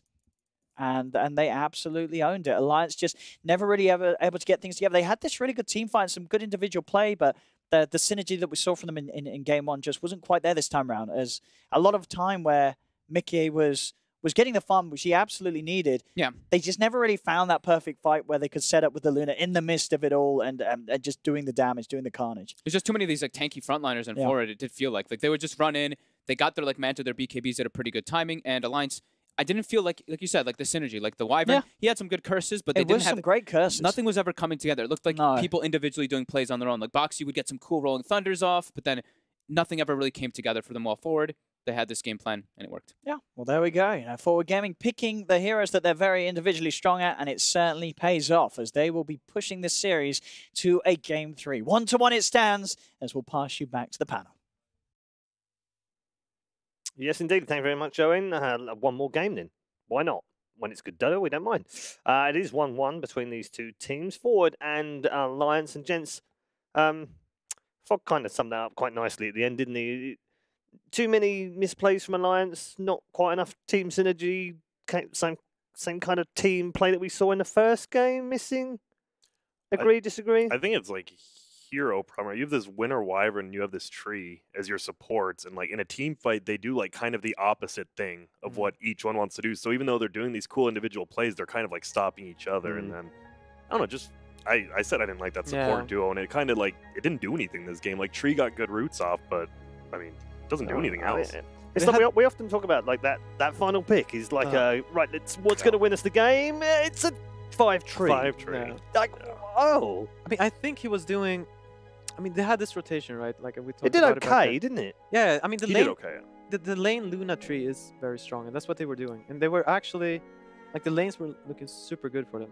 But then the Pango TP top. Yes, I was going to mention and this. then, yeah, exactly. And then, like, it kind of messed everything up. Like, he made the Luna TP bottom, and suddenly they went from, like, winning every lane to losing every lane. I will say that the average viewer doesn't, like, I think something I've learned recently is how game losing that one rotation can be, because you had this Pango who can play bottom lane, be absolutely unkillable, and Luna actually doesn't mind being top because they can dedicate all the supports there. Yeah. And instead, the Pango goes top, the Luna goes bottom, because the Luna's like not strong enough to like participate in team pushes or anything. Then the Enigma, who's a support, bullies the Luna out, so her game gets backed up by like 3 or 4 minutes. The Pango, who could have honestly been like level 12 at 13 minutes into the game, is instead level 9. He dies like 2 or 3 times. So instead of like taking over the game, this Pango is it just kind of like an average offlaner, meaning like he's just not. He's like he still has farm, but he could have just been absolutely unkillable. And that aspect of this game, I feel like honestly, in NA we farm too much. In EU, the one thing I noticed is they rotate and like try to fight sometimes too much. And I think that was the mistake this game. It also ruined the Treant's game. Like he made him look even worse because like he had no lane all of a sudden. If they just had 3 heroes top with Pango bottom, I feel like that would have just felt really good, because they also are like shutting down the Centaur, who was only level 5, but instead, like like you said, all the lanes got ruined. And it's unusual for Alliance. We saw through the qualifiers, and we've seen over the course of today, we've seen a lot of their games, 8 of them today. And in each game, they're genuinely quite good in the lanes. They're good at controlling it. They're good at switching it up. They're good at being flexible. They seem to figure out what I mean, I think there was a game earlier on with Virtus, but I think it was the second game, where they didn't even reveal. They didn't even go as far as the runes, because they didn't want Virtus Pro to figure out what they were going to do from the start of the game in terms of lane. And it was brilliant in a way, because then they were immediately like, oh god, now we're going to have to switch stuff up, and then they lost farm, and then the Storm got back. Great play, right? Domination of lanes. Missing this time. Why? I think it was just that rotation. Like, Pango, you think it was a mixture of the rotation and the heroes they picked? Yeah, Pango had a 5-minute Vanguard. Like, Pango's not going to ever die bottom. Pango could actually just sit there forever, but the fact they just rotated that one time, like, why? It's a split-second decision. And the thing is, you just lose focus on like what your role for your team is. Like, as an offlaner, generally, it's your job to enable your carries. And a lot of games that actually boils down to like doing a right rotation, opening up the map for them. But sometimes opening up the map for your carry means taking the lane that your carry never wants to take. Right. And your carry just like you don't want to go against the Enigma lane. And like I was saying, he can't lane against Enigma, and everyone's like, the Enigma's just jungling. I'm like, well, the Enigma's just going to go to his lane because the Enigma knows he can't do anything to Pango. That's why he's been jungling. And suddenly this Luna shows up. And isn't that on you as a carry then? Shouldn't you be like, hey, that's my lane? I mean, what happened in the game is like he probably pushed out the lane. He's like, and then he's like kind of bored, right? Like he's not really laning versus anyone bottom. Yeah. And then he sees top. He's like, oh my god, I can dive the tower here. Like I can dive. And then he has TPs. It's like, I'm coming. It's a split-second decision. Yeah, and they kill in on dying. And then it's like the team is kind of like, what are we like? It's not that big a mistake. Like if they understand they made a mistake, they'll just wait out the TP and he'll TP back bottom. Well, yeah, or he could just walk. Yeah, the Luna going bottom makes it. No, because Luna TPs bottom and instantly like gets down to 20% HP. She like runs and farms neutrals. Like that's what happens. And then like the center starts farming top and he's getting bullied. So like the entire game actually just turns of that one thing. Whenever I watch my replays against teams that are better than mine, it's always some point in the game, especially if my team had a good start, where we put our heroes on the wrong part of the map, where we like put the whatever lane you should be in, you're just not in, and that's what happened there, and like it just compounded off the one mistake. Yeah, I think Alliance they have that problem in general. Yeah, like usually it comes a bit later, but this game it showed early. Okay, I mean, how critical in terms of if they hadn't done that, do you feel like they could have won this game? I feel like they definitely win the game. Right. To be honest with you, like Pango, if you see the reason why we're mentioning this one mistake so much is because you actually watch Centaur get a blink, like he gets recovery off of this and then kills the Pangolier like twice around like 20 minutes, and that's never gonna happen if Pangolier doesn't do the rotation at like 8 minutes into the game, because he's gonna have like full Crimson, a mech, and just be unkillable. All right, good summary. Thank you, gents. Break time for us here in the studio. One more game to go, though. Thank you for tuning in. I know it's been a long day, but the final game is just around the corner. Who will take that place, the final place, in the upper part of the bracket of the main event? We'll see you shortly. Okay.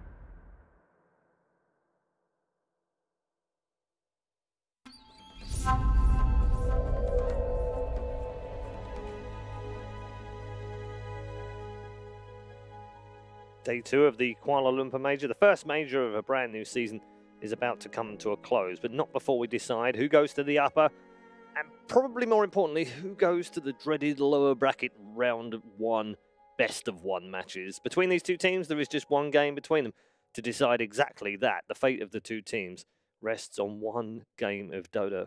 Panel are all ready to give their thoughts on what might be for game number 3. I guess in many ways, they've kind of won a game each.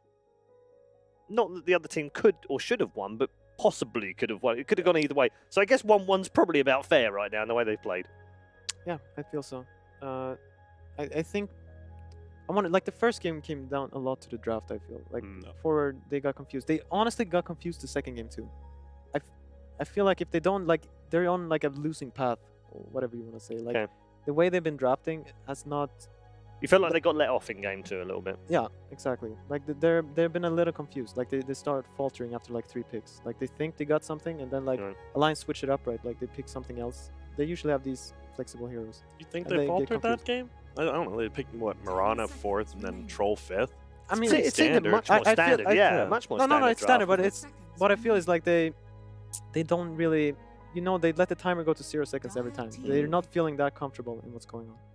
Yeah, it's not. I would agree. And when you look at how Secret draft or how NIP draft or how Virtus Pro draft, it's not like that. It's not quite as right. We know they're going to pick this, this, or this, and if they pick this, we're going to pick this. Yeah, it's almost like they've got that in their head straight before anything gets picked. Yeah, I mean they picked some decent heroes, but I think they got outdrafted the second game. But sometimes you just pick like comfort zone heroes. He goes 12-0-7 on Mirana, so even if it's not the perfect Mirana game, it's like that. They obviously annoyed Alliance a little bit. They banned it. Yep. I think it's worth it. Mirana first banned by them. So when in doubt, Forward Gaming has just picked Mirana. Yeah. So even if it's going to be a pick they probably picked the second round, why not get rid of it now? I mean, Fox said in the commentary, it's comfort picks, wasn't it? Yep. It felt more comfort for them than it probably meant team synergy or great draft. So is it Ogre, Bane, or Undying? Tiny Undying. You think so? I mean, they could think. I don't think this team likes Silencer, right? No, because that would be the other. Not really. I think Bane Tiny would be my And Alliance have choice, banned Silencer against other teams because they realise it's a round 1. Do any NA teams like Silencer? I mean, you guys, Jubei, like playing it. I guess EG will play it with Fly a little bit. Yeah. NA just does not like that hero, I don't think. Yeah, I think overall the hero's fallen way off ever since. Like, they didn't like it all that much before, and now it's just out of the picture. It's picked a lot against Lockdown, though, like the Shaker, isn't it? Yeah. Oh, it's really good against Shaker, man. It's just for a long time in the game, it just any chain disable. Yeah. This is a really good pick. Yep. It's also an Alliance hero as well. Takes it away. I feel like you have to pick Tiny, don't you? I mean, Tiny's it's pretty good. It's just like Alliance loves it so much. Like, I don't know. I mean, I don't think they would a Tiny Shaker. I guess they would. I think they were thinking about like maybe if they can get away with a Centaur instead, something like that. Or early TB. All right. Well, gives Alliance the chance to go the other way. I imagine the Weaver pick coming out from Alliance. That's just like their hero, and they. You don't think they go for an early TB counter? Yeah. Zeus. Oh, what am I talking about? That hero's still in the pool. Of course. Duh. Yeah. Well, they haven't first 2 picked it in this series since VP. Yeah. The first game it was banned, right? The second game, it was banned. Yeah, only banned it once. It didn't because they went a different way with the Tiny opening, didn't they? Yeah. Which kind of stopped them from going down the Brood. How? So TB. So now they ban it out in the second round, right? Ban what else? The Tiny. Probably. Yeah. What I've been told, if you go double stout Terrorblade, you can actually lane. Yeah, that was what I was wondering. I think was it Kyle mentioning that? I don't remember. The thing is, you can lane right, but the Brood should be out farming. Yeah, you should just take the tower and everything. Actually, I don't know. Like the first level, Brood it feels terrible. You have like 40 damage. Brood level 1, 2, and 3 feels. Yeah, because he would go Illusion level 1. I think he just lasted everything. Whatever. If they watched the games earlier, the one thing that they won't be doing is going Storm. Yes. I hope. Yeah, I just hope we never see a storming. I don't know. That hero feels so bad. Which feels bad, right? But also looked terrible in the hands of no one, by the way, against that Brood. Yeah. I mean, I feel like I want to argue for Storm, but I think he died 10 times, by the way. I don't think I've seen a game That's why where Pi no wants one to died argue that for him. He's like, I love those deaths, man. Yeah. I don't think I've seen him die that much in a game for a long time. Yeah. No, it didn't work out. I think the only problem with this is like I would love a Monkey King. Like I love Monkey King versus Brood, but the For problem Alliance? is for the other way? for Okay. Ford. But the problem is they don't have a Monkey King besides Right. Resolution. And He's Alliance also their play it TB. with Yeah. the Brood as well. Yeah. Also been devastating in previous games. Do you have to ban Troll if you're forward gaming? I just feel like it's a really good Troll game already. Great forward hero too. Peel is gone.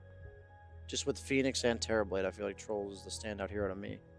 Out of all the like carries that are decent against Terrorblade and then You good have to be against careful with Phoenix. that though. You better get another teamfight hero too. 'Cause when you have Troll Brood Mother, like you're so BKB dependent, and you might end up like you think you're winning, right, and then you use your BKB a few times, and then then you you- just can't fight. Then you're getting kited. No, like That's true. he'll click reflection, and they'll actually use BG. Were you talking Troll for forward? Sorry, for Alliance. For Alliance, okay. Yeah. It just stood out to me against Phoenix and Terrorblade, but I agree that they will have some serious team fighting issues if they don't, or if they aren't careful, if they go those two heroes. They're probably thinking of Crystal Maiden. Otherwise, they really like that. Yeah. I like it That against worked TB. well for him last time. They also had the Zeus against the TB. Radiant team ban. They do ban the silencer. Potentially a Zeus ban here to protect that TB a little bit more. There's a couple options. You could do like the Zeus, the Pugna, anything like that can be worth banning. I still fear the Troll, but There's still a Weaver too, which is I Mm. mean it's not amazing versus TB, but if you can get a winning lane with Weaver 10 versus TB, seconds remaining. it's okay. It's definitely been a staple part of Alliance's lineup. Because what can happen this game is like if the Weaver is dual offlane and he has a strong lane in the TB, and then Brood Mother does okay in lane, like you can just invade his Ooh. jungle and you can't farm. A morph ban. Yeah. Morph is good against Phoenix too, so yeah, I don't mind that ban at all. They're like, well, we got one of the big three. We're Yeah, gonna ban yeah. the other two. Have Yeah. fun with Luna or Troll. Like we won with it, but can you? Yeah, but they'll go Zeus, surely. Where do you lane the Zeus if you're Mm. picking it? That's the only question. But they played that before with the Brood, the Monkey King, and the Earthshaker. didn't They're they? willing to put Brood side lanes, aren't they? Yeah. Yeah. Okay. Never mind. That opens up the pool a lot. They should probably you see him, right? Nope, Panda. What's going on? So that Panda will be the support.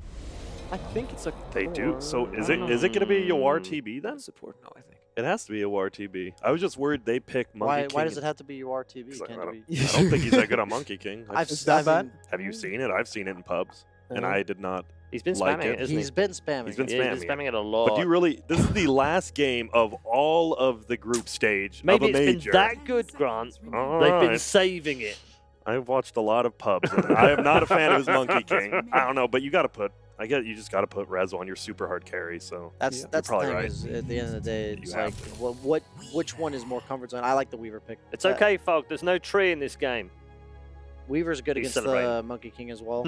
At this point, how do you kill this Weaver other than Fiend's Grip? We saw the first game. We mentioned how big of an impact Boxy had on the Weaver, just Yep. like taking all the dangerous farm despite having a bad start. You know what's dangerous here? Like, I think someone should be talking about Storm here. I don't know what people will respond. What? I can't tell if you're just trying to No, troll I'm now. serious. Like for Trolling forward it. gaming, it's not like if you look at those heroes, like it's not a But bad they hero. want him to Where do you pick lane the him? Storm, and then Exactly. Where do you lane? Where do him? you That's lane him? killed by the That's what Brood. I've recognized here in the couch. Yeah. Like it's hard to think about the lanes. I'm just looking like, Storm would be a pretty good. He's hero. good, like, Virtus Pro, overall, look, yeah. look, Virtus Pro thought Storm would be a very good pick against in fact, 3 of the 4 heroes that Alliance got earlier, right? And it got crushed. It did. And then who's Universe playing? Tell me. Is he playing the Storm or the Monkey King? I think he I've could. actually I bet he seen could. Universe play Yeah, Monkey King. he I've could, seen him play but- Monkey King. Yes. Look Yeah. at that. We can fit it in. Let's do it. Mhm. I mean, you just want the Monkey King versus Brood no matter what this game, right? Or are you okay? I think you just have to have him there. So Zeus ban or not? Yeah, I think think either it's- way you follow him around. Like they've put Brood side lane like we mentioned. So there's that Crystal Maiden. Dude, that we their last- mentioned. Oh, that's an almost identical lineup to the one they beat Virtus Pro with Game 2. It's a pretty good one. I like it. Just I don't feel like have if the you pick monkey they had before. a beefy hero for Universe, just builds the team fight items. That's why they banned Scent. They're probably like, yeah, let's get that guy out. So when they had Earthshaker and Brew, who played? Do you remember? Who did Boxy play? He's usually the Brew, right? No, No? he'll take the. Well, he's got a Weaver and an Earthshaker in this game that he can take. So I would be surprised if he took the Brew. But because they've got a Crystal Maiden, I guess he plays the Brew. That's why I was. Don't know. Weird. He What is basically that? he's going to play 3 heroes this game. That's what he's going to do. Just share They're going to control. do 3v5, and he's Yeah. going to control I 3 at the got same it. time. What is? Oh, Yeah, we're going to have to wait until the end to find that out. I feel like this has been every spot with Ford Gaming. Like, Yeah. well, Okay, hey, 30 seconds left. Oh, okay. Well, that's guys. I just think that hero's bad, but I think it could be decent in this game. But it's just a bad it's hero. good in lane against all of their heroes, though. Like, Is that, wait and see if it'll- this is a Phoenix core. Oh, no, it's not. Okay, fine. They don't I want thought to they do might Phoenix have core just. against Weaver. I Well, think. no, because I was thinking, Secret did the whole Legion Commander support thing Yeah. the other day. Yeah, a bit wild, but yeah, anyway, it's a bit more standard because it is going to be Universe. What are the others doing? So Boxy's going to go on the Earthshaker look, Yep. And then Mickey will take the Weaver, so it'll be Core Weaver. Yeah, they have a lot of catch for the Brood. They also have Yep. like a way to kill the Weaver now. But And that Brew is definitely support. So yeah, I'm not a huge fan of Legion either. But They- either way, I actually think Ford's gaming's lineup's just better. I mean, I think. I don't know. better even with the LC. Yeah, I feel like the LC not necessarily for What does the that take duel, care of? but you have two heroes to like the press the attack is really nice on Terrorblade as well as the Monkey King. And that's So true. I feel like there's Okay. like multiple and the main source of catch for Alliance is their Earthshaker, and other than that, like if they have Echo Slam on cooldown, I feel like they have no plays to make, and so then there's a lot Yeah. that can be done around the map. And you while got two that's- heroes versus the Brood now. Like you don't have to rotate the Monkey King if, say, the Legion starts in Brood's lane. Yeah, I think they- that's okay. Yeah, they have so many heroes that can occupy the lane against Brood. So I just feel like Ford Gaming's game plan's like just really easy to execute. Okay, personally. very quick predictions then, Grant. Well, gone with them all 2 games. I'll go into the third. Probably Ford. Just a better draft, I think. Forward? Yeah. Okay. Forward. I'm gonna go with that too. It depends a bit on how the CM. I'm guessing they do CM Weaver offlane. Maybe if they go ham, they can. It's on Yawar snuggle with mostly. some- If he plays like he did in pub, sorry, they're gonna lose. Oh, But if he good. plays like he's the king, like he did last game, they'll win. Based on my record so far, I thought for sure you guys were going to take Alliance there, but All right. yeah, they took Forward with me. So All right. So forward for all 3 of you. Uh-oh. Is it curse or is it genius? We're going to find out as we head back to our commentary team for game number 3. Enjoy. It's the final game of the night here at the Kuala Lumpur Major. This game 3 between Alliance and, of course, Forward Gaming. The parallel split, as we heard, Grant the expert says he's not expecting too much from Yawar's Monkey King. He still went with Forward, though. He did still go with them. They all And I three mean, went with it. overall, the draft-wise, it's an interesting one. They've ended with the Universe Legion Commander, Yeah. something that we've certainly seen have mixed results. And as Red was saying, recently, so we've seen it more in the support capacity by teams like Secret, and I think Pain did sometimes at the ESL as well. And obviously, on Alliance's half of things, also a similar draft to what we saw from them earlier. They've got the Boxy Shaker, they have the Quake for Brood, the Sania Crystal Maiden, the support Brewmaster being played by Tiger. It's sort of all over the place, but it makes sense in sort of Alliance's own crazy world. They have made this sort of lineup work before, and it certainly does have the potential to work again this time round. Yeah, definitely does. I think. Well, we're gonna see how well the bottom lane really does. Like how well this Earthshaker gets off to the start, and how well Boxy can make the plays on the map. Because I think a lot of pressure is on him for being that playmaker in the overall like the mid game. Sure, they're gonna have like Brewmaster split, but he's versus some pretty good heroes versus to actually kill the split early, since it's a support. They've got the Monkey King ulti, they've got a Terrorblade, they've got these heroes that do quite well. They even have the Supernova, which stuns the Brew if it does, it does pop. And they do have like these the good lane matchups for Forward too. Like the panel was saying, they actually have like all 3 of their cores are heroes that I've seen actually lane well versus Brood. I've even seen Terrorblade sometimes with the double Stout Shield. You can do pretty decent. So about the Legion, I've seen XXX actually playing this one a lot. He's been playing that in the offlane a bunch of times. It's usually versus like illusion-based heroes, but in this type of game, he's got, like they were mentioning, a lot of good spells he can dispel, and also protecting the egg, and it's that hard lockdown for Weaver. Well, let's see how the lanes play out. Yeah, let's see how Yawar does. Yeah, that's going to be the lane I'm interested in, really, see how well he does deal with the Brood. He should do pretty damn well. Both has been playing very well there recently, and I'm sure, as you say, he can have his edges. See what Quaifer's able to do at sort of the top of his game. Well, he has the Orb of Venom as well too, so he's just giving him the poke. He slows him down a little bit. Quake has to back up off the first 2 waves. More secures the range creep. He's actually doubled up the creep wave now too, so he has the Boundless Strike on Quake already. So I think he already has a pretty good advantage. It usually is like that though, right? Yeah, Brood's first few levels are pretty bad. Yeah, But even in the good. match, it's why the hero's good. Yeah. Really rely on that level 3 to be there before she's able to start being that real presence. Yeah, and bottom already we see the first meta usage, so they get to guarantee that wave bottom. Legion Commander's, look, she's pretty strong in the lane is the one thing. If you can't even go like the Drunken Haze or anything versus her because she can dispel it with the press the attack. And already off the back, first creep waves settled, first 2. And forward. They're definitely happy with the way they've got this set up. Once the levels start building up on bottom, they can start to kind of pressure with a lot of like the nuke spam that comes out onto Rezo. But he has a Bane protecting him, so that's the one little good thing that Forward does have. But SVG, he does get trapped up here. CM right clicks, they're starting to add up. We'll see up the top as well, MSS. Going to TP out, will make it away. Say down bottom, SVG still alive for now. Is he gonna get nuked? He is. Insania! First blood for him. Yeah. I mean, the Bane literally took like, I want to say like 16 hits from the Crystal Bane or something. Just kept getting right clicks, Boxy got a great fissure block. But it was securing Rezo's farm, that's the thing. It's like, the Bane dies, but Rezo was last hitting perfectly fine because he wasn't getting hit by any of the spells because of that. So that's sometimes what you see these 5 positions. So they soak the pressure. He was playing super aggressive. They got him. He got the stacks and got the boundless on him. All right, Yawa. Pre-boots as well. Just because that Orb Venom he picked up that little bit of slow, like but unable to actually move away from it. First few levels of web move speed, especially the first level, is only 25%, so not really the most built up if we want to run away. MSS, is he going to be able to disrupt the pull? He is. Oh, nice play there by the Phoenix. Very important to always do so. Blocking the pull and just interfering with pulls is one of the more important things you can do, is like these 4 positions that contest the safe lane.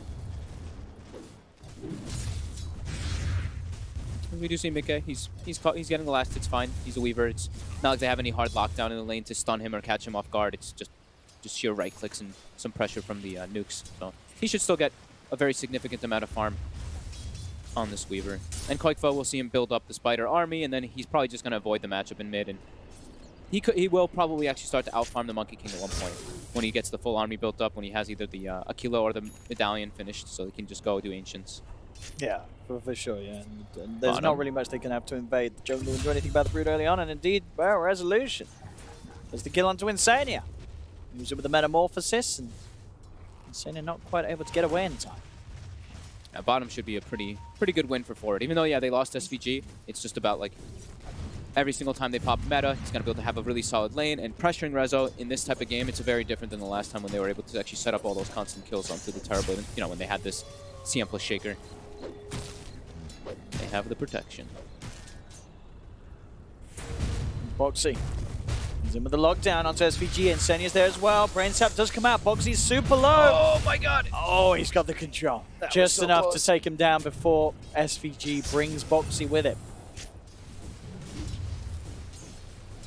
So they get the kill, but they're not going to slow down Terrorblade now. Rezo, he's even tanking the wave outside the tower, so he makes sure it's not. He doesn't have to farm under that one. Just going to manipulate it into actually... Oh, put it into the creep camp. That's very nice here, too. Boxy's not getting much farm at all. He cut the creep wave now, too, though. He did pull at least 3 of the melees. The range creep actually ignored him and ran away. Secure these last hits. Ooh, the clap actually hits him from the Hellbear Smasher. He only gets 1 of the creeps so far from that whole wave, too. So pulling it into that creep camp actually was not beneficial for the TB. As Koikfa, he's here for SVG. SVG? He got the bounty rune. He got his job done. He doesn't mind. Surely dead, though.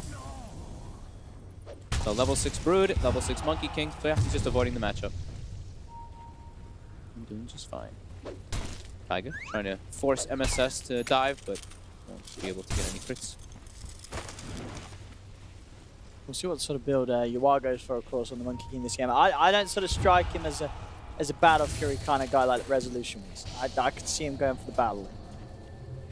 Yeah, I don't know. I don't. Every time I have seen the Battle Fury, it's been a bit underwhelming, unless you like really just get completely out of control. This game, the one thing is that he does have things that he can cleave versus, like the Brew Split in particular when it does run in. That can be kind of okay, but yeah, he might go for it. There's but actually, I'd prefer him to go the Echo Saber because he's a Terrorblade on his team. Your Terrorblade's going to be the one that's the farming for the late game to secure the game, so I would like Yawar to be a little bit more of just like that presence too. make the plays around the map with the Legion Commander. Jawar, he's starting to get some spider damage built up on him, and Taiga is invis rotating in. Yamar seems to be aware. Yep. I say that. He's coming back out in the lane. Uh-oh. Can he get away? He has phase boots, the movement speed. He is pretty speedy. They want to dive in for this one, and they'll get it. Alliance. Oh, an MSS now. The spiders. They're chasing him. Blocking him off. He's got the stick charge, but indeed that spider damage. That's a double kill for the Brood Mama. Full Aquila finished up. Pretty much Medallion now, too. And we see the net worth. He's only 300 behind that Monkey King after getting first blooded. And bottom, because they're starting to build up these levels on the CM plus Shaker. You know, the nukes are starting to build up a little more versus Rezo. And mid, Monkey King's coming back. This is a thing Alliance loves to do. They like to double gank the mid laner. They're coming in with... They're actually bringing the Weaver in, too. Oh, Yawar gets sandwiched. Another kill for Quaifa. And an immediate smoke again. Alliance, now they're looking to set up for bottom. Well, Bogsy. Will he go down? He will not, unless Rezo can get a touch again. Oh, this is an illusion. It's just the illusion, so not enough right click. Survive. But that's such an Alliance move, though. I've seen them do that like 5 games or 4 games in this tournament, where they kill the mid laner and then they instantly set up for him again when he TPs back in. It's a smart move because you know when the mid laner dies, 9 out of 10 times he's just going to TP straight back to the lane. Yeah. SVG. Kind of controlled up here. Shaker can close the gap with the totem, and we'll easily set up for a kill. All right, Alliance making some very aggressive moves on the map, and they're almost taking... The mid tower's about to go down, too. Oh, yeah. They'll see if Yawar can get the deny. Not going to happen against all the spiders. Quaifa, more money on the spider. Mick has been farming fantastic up top, too. Like we said, there's no stuns to really pressure him, so he just skitters in, gets all these last hits versus the Legion Commander. And I mean, Universe is only level 5. Weaver is level 7. I'm not sure what happened up there. Rezo's been bullied out. He's been pushed out to... I mean, this is what he does, and yeah, it's a terrible... He's going to go jungle. He's going to get farmed. Yeah, whatever happens. They've set up the vision for him already, but now Universe getting threatened top again. Alliance, just these constant movements. The Bruise coming in too. Can't quite get the bug off him because of that missed chance. We'll finally get it off, but it's too late. He's already dead. MSS going to be forced to dive away too. Alliance, they're just making very fast rotations, taking advantage. Yawar walked up top. He didn't have to walk back to the mid. He was sort of walking around seeing if he could get in and offer some help. And now Quaifa, since he's gotten that mid tower so early on, the enemy Ancients are now his home. He can just take these, go to his Ancients, farm those as well. He's going to get boosted super hard because of this. An early Diffusal Blade in this game could cause huge problems for 4 of the heroes on forward. Sure, the Terror Blade, he's still very tanky, but the other 4 definitely going to be susceptible to this. Very low armor. Legion Commander only has 2. So if the Broodmother gets on top of a Legion early on, you can easily try to set up for those kills.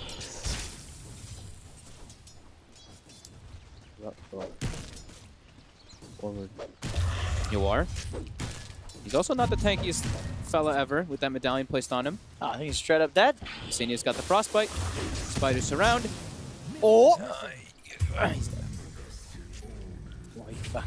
How many kills in that in a row? That's like 7 kills they've gotten all in a quick span of things. And Boxy, because of this, because they're making all these rotations, they're forcing it forward to make movements too. And look at this build. He's got the treads that he goes. He's already got the Aghanims queued up. And we saw what he could do with the Aghanims rush before. He's a player. I love it. The Aghanims rush on Boxy, as I was saying in the game where we saw it last time. I'm surprised we don't see it more. Yeah.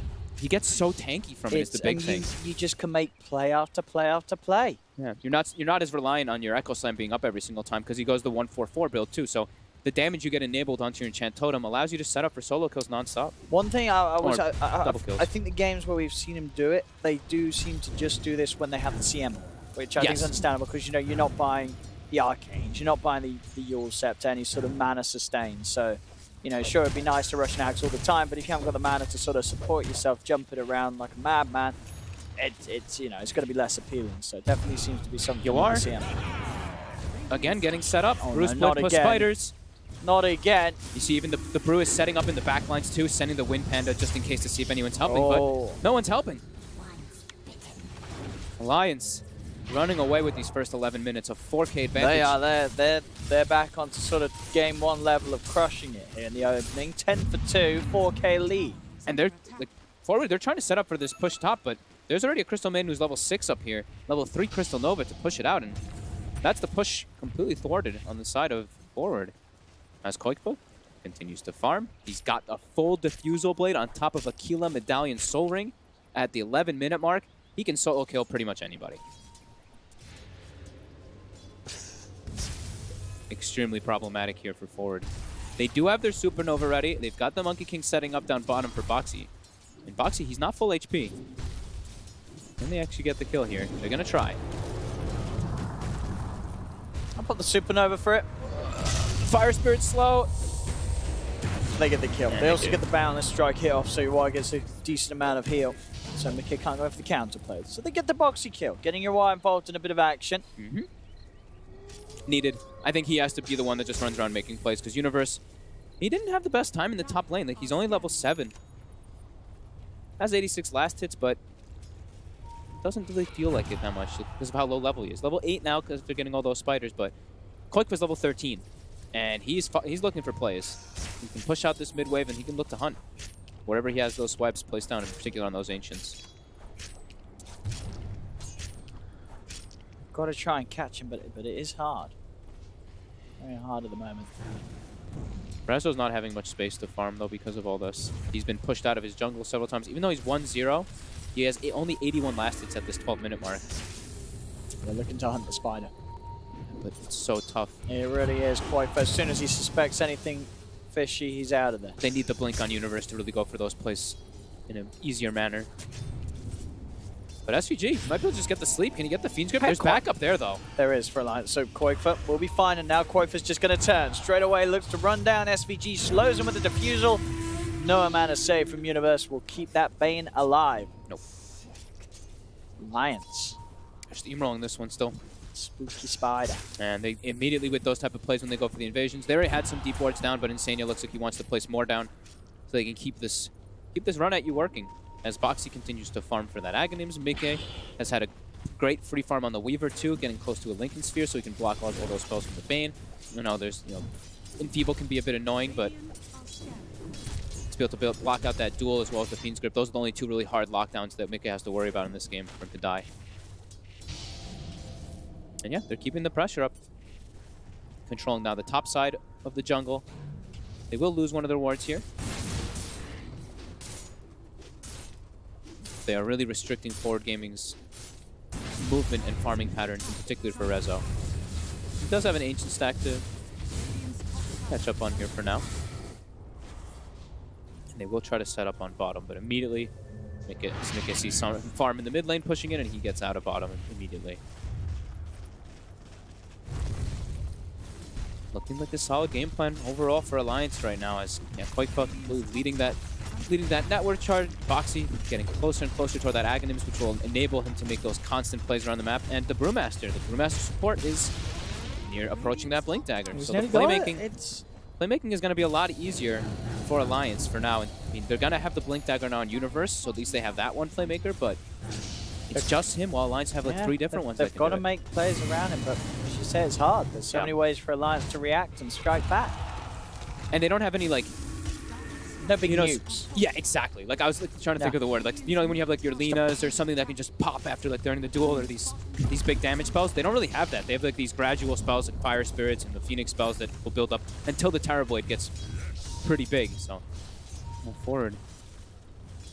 They have to be careful as SVG walks into 2, but they do a little ring around the rosy and they actually won't find him.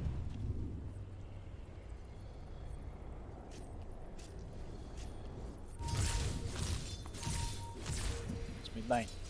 Koikpa behind MSS just have Dive and the Supernova, so not really the easiest of targets for the Spider to find. Universe is a little easier. But there's backup. There's suddenly... Oh, he grips a Spider! He gripped a Spider! Oh no! I mean, they may still get... They've got the Boundless Strike down as well as the Wukong's Command, and Koikpa could just get himself away from it all. It's a Fiend's Grip, a Wukong's Command, and a Supernova, and all they managed to get was a dead little Spider. Not the big mummy spider that they were after. Nope. That is That's painful. That's all. That's like all their big ultis for fighting. They still have the Legion Commander duel for getting the pickoffs, but the damage is really lacking. And Boxy now, full Aghanims. Time to watch the fun. Yeah. See him jump around the map in style and the fights as well. And lots of setup and blink on Tiger. Blink on Brew already too. They are Alliance super are ready ready to fight. Yeah. They are ready to start going at a time of the game where Resolution's going to struggle to have an impact. And you are. He's actually going to be trying to flip push here, but the bugs are going to connect on him. Yeah, didn't jump off the tree immediately when the bugs were coming his way. He still has the following jump as he hasn't hit by damage, but the tree cut. Yeah, he's going to die every time there. I mean, normally, I guess he didn't see the bugs in time, but normally you would just prime or spring away, because as soon as those bugs are on you, you're dead. Mickey did do it in a sneaky manner. He like cut through down bottom into the tree line and then shot the bugs. So I don't know if he actually saw them before they hit him.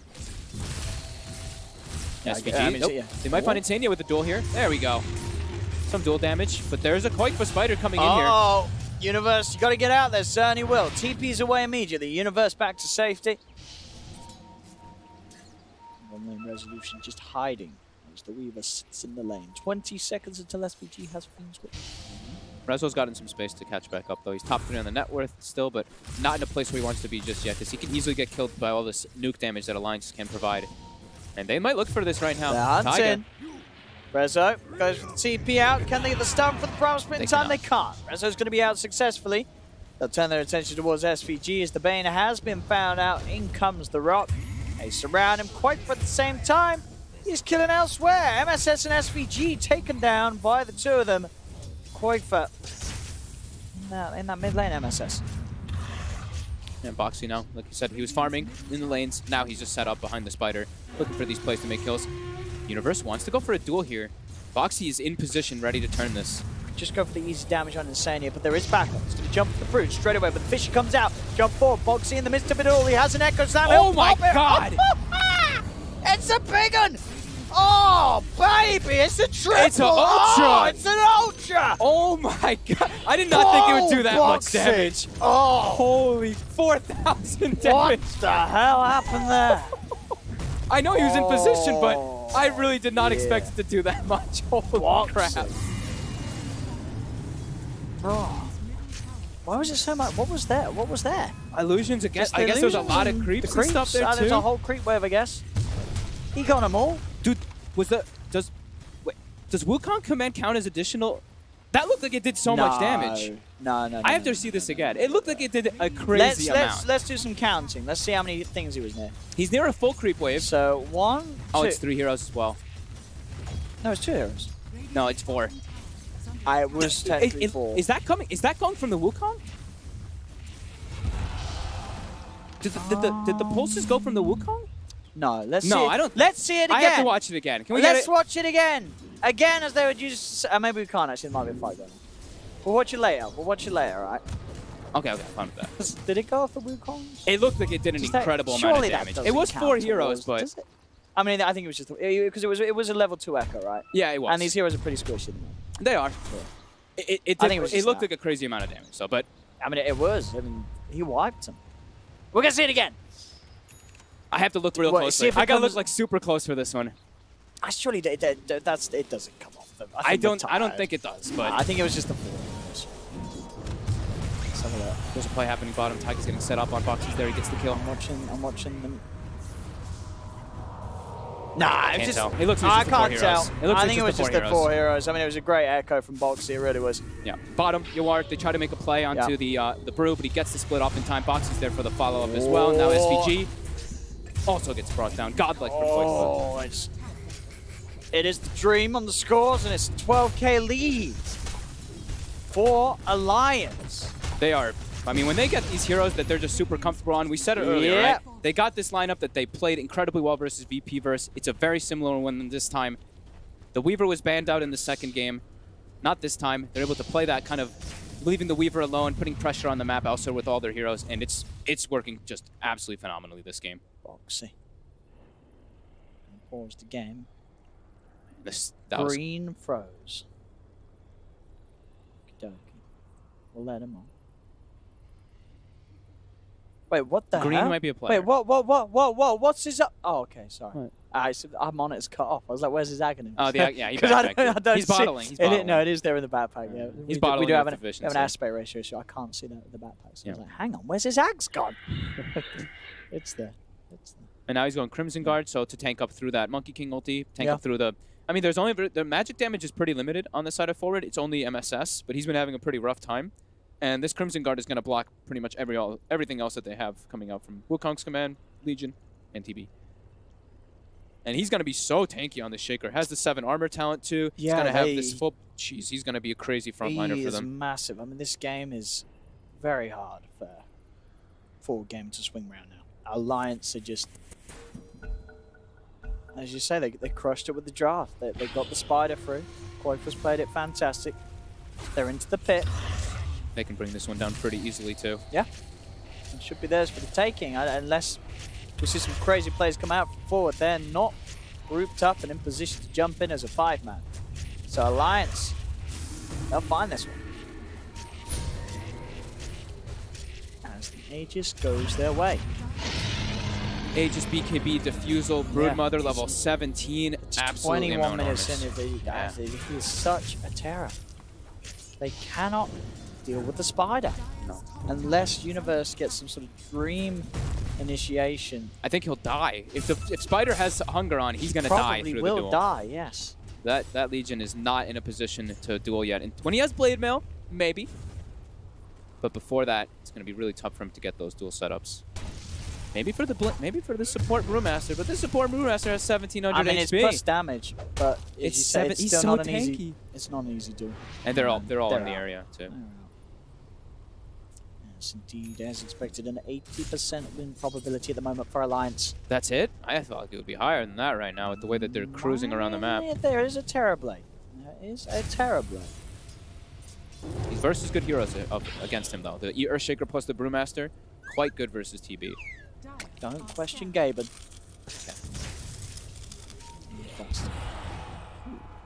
Nice spiders. But the map control just not there for Rezo to get any type of safe farm. He's taking some risky positions to get this farm for himself, but the rest of them, the rest of the heroes on forward is unable to really find much as we see Yawar. He's been jumping around in these side trees for, I want to say, well over a minute and a half or so. It's been a tough game for him. Yeah, 2 and 7 on the Monkey King. Grant did say, he said he's seen the UI Monkey King a few times in pubs and he's not been impressed. This is true. Grant was right. As obviously it's a hard game for him, but still nonetheless it's not the hero that's really making things go this game. It was a hard hero to play. They went with it, and Alliance punished it.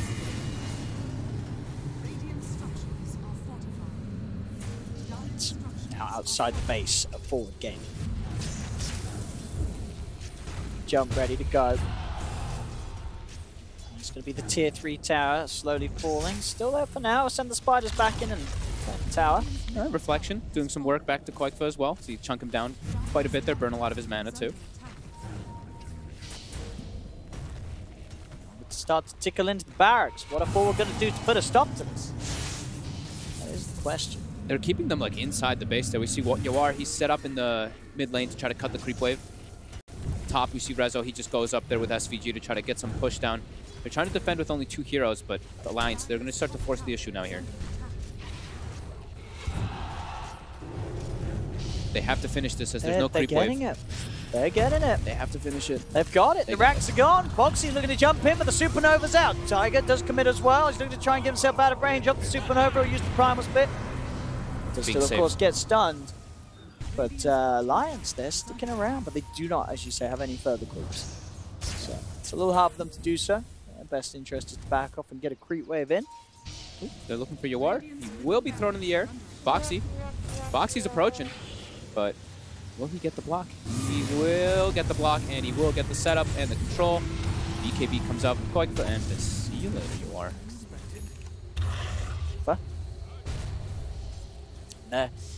They're ready to go in for as much as they can take. Alliance, They got their this bottom wave game, pushed. they are just, as I say, it's a bit of a repeat of game one. Just this straight up outplay and outdraft, as it seems, from Alliance. As they are playing it absolutely perfectly. This game of Boxy, he's in. He's on top of the Phoenix. MSS does still get the chance to dive back to the fountain.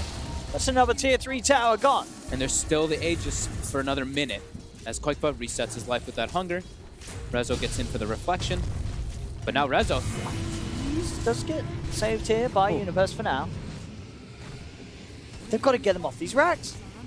Universe keeps getting some nice, overwhelming odds nukes on multiple heroes, but they're not pushing them off. They are, yeah, it's not saving these racks, as it seems. Rezo now puts the meta.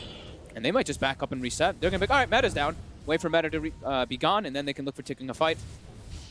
Claim those bounty runes that have been there for about 30 seconds and continue this lead. 17k gold lead, 20,000 experience. And now that win percentage has ticked up to what it more feels like in that 92%. Yeah.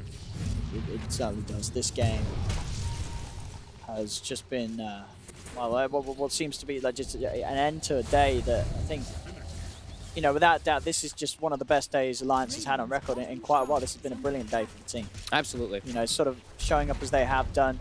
I think a lot of people coming into this event would expect Forward Gaming to be a very tough opponent, but Alliance, they're making it look easy. Yeah, most definitely. I mean, this game feels... I said this last night, I jinxed it, and I said, this game feels impossible for one of the teams, and then they turned it around immediately afterwards, but this one really does feel totally impossible. Yeah, I just the way that they've been playing, I don't see Koifa, you know, it's the team as a whole, of course, but just the fact that their 3 cores have been very reliable. Koifa in particular today has it's been coming out to impress each time. Yeah, now they use the aggressive glyph to keep this creep wave alive. They're all just so tanky too and forward. They're so far behind. Their heroes don't provide that much damage. And Rezo, he's not even gonna go for a BKB. So they have more than enough control to look to keep this Terror Blade locked down. With the Bruce split. Full game, they have no answer to these sort of pushes. There's nothing that they are doing or can do, as it seems to stop their racks from just being taken from right underneath their noses. Top wave, they do have a tier 2 available. The Alliance Mike will push out top lane, and his team will just meet him there. Yeah.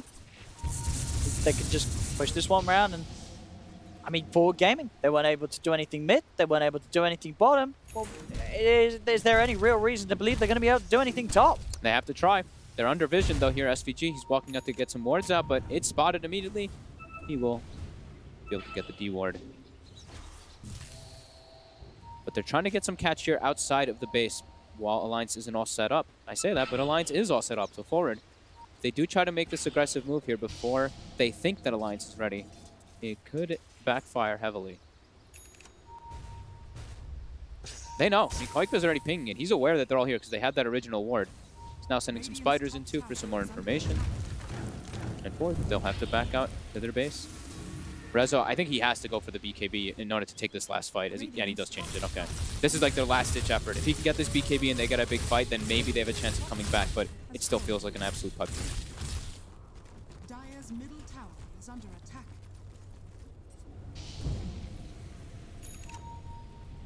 Bucks, he just buys he had the heart queued up, but he just buys Solar Crest, so 31 armor on this Earthshaker and plus the a Crimson Guard. ACs there on Koifa too. So yeah, they're just, like we said. Yeah. Wait, on Koifa? Yeah, on Koifa. Yeah, sorry, on Koifa. Like we said, there's only really physical coming out from forward. They have overwhelming odds plus Phoenix for the spell damage, but with all this armor now, it means 40 armor on a Broodmother. Yeah, he's absolutely huge. As I say, this has just been a smooth sailing game for Alliance. They are really in their element, and they are doing everything to show fans that it was worth the wait. Just jump as Boxy's in. Echo Slam comes down to 2. They do get a good Wukong's command out, but do they actually have the damage to punch into Alliance? As it looks like Alliance are able to just walk out. They'll back away, and they'll just go back to resuming on pushing this tier 3 tower. Rezo has the BKB finished. But that's the 2 big ultis. That's the actual team fight for Forward Gaming. That Wukong's command plus their Supernova. Besides that, they don't really have much of anything. Alliance, go back up. Runes are going to be coming up in about 30 seconds. Those bounties as well as the runes in the river. And our Roche is in about a minute too. So, backing up, playing it safe. They're feeling very confident in this game, but not wanting to take any big risk. No need to, you know, it's the last game of the night. You want to make sure that you don't let this one slip away when you have the lead that they do. See, does jump in. They do get the taunt, the playmail off. Can they kill him in time with the Boundless? They certainly can. Boxy's dead. They're going to get Quackfor as well. Oh no! They split up too much. What have you done? Oh, Tiger comes Tiger in. does get one in return. Dude, that Earthshaker lived for an extremely long time in that duel. They've got to be careful. Oh, Mickey comes in and he starts poking tier 4s. All right. They lost Quackfor and Boxy. That's two. That's big kills for Forward Gaming. They can now try to at least push these lanes out to prepare so that Alliance can't just like knock at their front door immediately. They even get a full Shivas now on the Phoenix, so a little bit more team fight coming into play there. Alliance, they want to play it safe, but they have to be careful when they split up. Forward did a very sneaky smoke play there. Oh. So. Okay. Start to poke at this. Okay. Just gotta be careful. Still okay. Earthshakers respawn. Spike also respawning very soon, and the Rosh is now This is the safe play for Alliance. Roshan back up. In they go. Is Forward Gaming going to be able to get their way out here in time? It does not look to be the case. It should be an easy Rosh once more for Alliance. And they have no meta. They do have their Wukongs plus Supernova, but meta is still incredibly important so we can actually dish out the damage onto them. Aegis and Cheese will go the way of Alliance. Forward not going to make it here in time.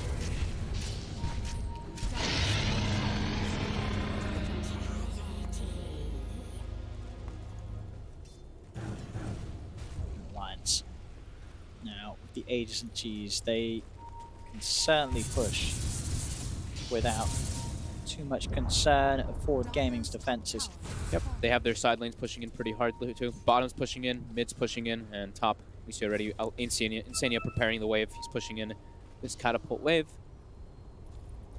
The smoke up, but it's been scanned. Perfect scan from Alliance to confirm the suspicions. Rough whereabouts of Forward Gaming, and Forward Gaming being entirely off the map as well will certainly raise the suspicions to this being sort of the full 5-man hurrah. Ooh, they're gonna maybe be able to set up on Insania here, but the wraparound Alliance, they have an invis on their Shaker. CM isn't really a big one. I mean, they do take it. Gotta watch how they stack. There's gonna be a buyback straight away from Insania. Alliance know that this is the time to fight. TP's out already from Forward. They're trying their best to escape. Can they get everybody back out of it? Resolution. He's been left alone. Do they know he's won't be here? able to find him. I don't think they're going to search any further. So Rezo should be fine. He has got the TP. He'll know it's safe to use it. So they get the kill on the CM and they get out. I thought he'd actually pop Manta to conjure image to cut the wave there. Now they have all these waves. I think he's a little too scared. He just really didn't want to mess around then. Yeah. He just knew that he has to get back to base. He doesn't get back to base, the game is over. Yep. Just TP's back. But now they have this momentum of the two other lanes pushing it onto their side, and Alliance, they've got this push prepared with Aegis and Cheese, with all these items they've picked up too. Charging him once more. Nightmare to slow him down. Still able to take the tier 3. Another tower taken. Only that final set of racks standing between Alliance and claiming the Megas against Forward. For NKB on the Weaver.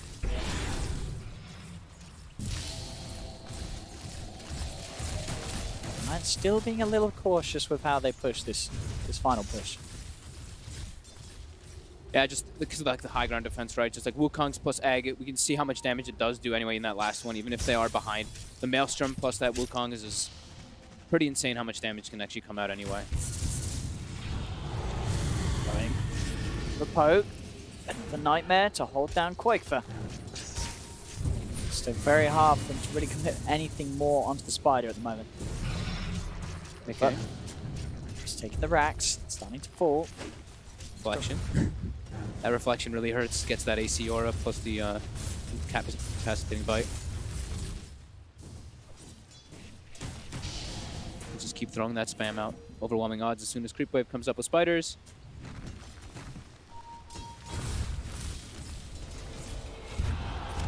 Nice. I mean, they're playing so safe with this Aegis and Cheese. Yeah. They are not leaving this game up to any chances They're giving no breathing room for forward, though. They're doing that like suffocation play. Yeah. Mickey, he's level 25, so he jumps through that point. Universe. He's going to go in. He does get set up in the air. They try and commit with the Supernova. The Fiend's Grip as well. He's holding out. Quite for the balance truck comes out. The Supernova's going to be successful. It stuns up Foxy and quite for the BKB's going to wear out. They've got to back away. They've lost SVG. They will lose Yawar as well. Yawar has buyback. Nobody on Alliance died. No one on Alliance died. They're just, I mean, the durability from them is insane. This Sure Shaker, he just tanks up so much for his team from that Crimson Guard, from the Solar Crest. He had to use the cheese. But we see forward, they expend everything. They get the perfect Fiend's Grip on the hero too, and they don't get a single kill.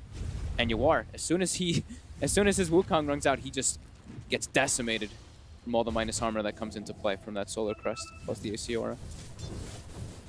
And that's their meta too, right? So meta is going to be wearing off in about 2 seconds here. Straight back in. They're back in. Oh! Quakefa. It's all a little low here, Quakefa. Foxy's in. Will survive the one. They jump forward. 9 more minutes down, allowing Universe to back up. There's the Sun to bring a resolution back up before, but Mickey straight into the midst of it all as Mickey picks up a double kill. Forward Gaming being pushed back to base. Triple kill. Ultra kill for Mickey. There's 2 buybacks come into play, but the racks, they're falling. Resolution, can he really keep it off? Mickey, who really wants that rampage. Is he going to get it? Oh, he does. He does not. Insania takes the rampage away. Maybe still gets with MSS. No, Quakefa takes it away this time. GG is called. Alliance take the game and take the series 2-1 against Forward Gaming. And definitely their 2 wins were very convincing. Yeah, I mean, they looked super good. Like the first few minutes, like the first 4 or 5 minutes looked okay for forward, but then it snowballed so far out of control, and Alliance could just make moves from lane to lane to lane, and they were super consistent and adamant with it, right? They killed the Monkey King, immediately they wait, he TP's back mid, they kill him again, a immediate smoke from the mid lane down to bottom.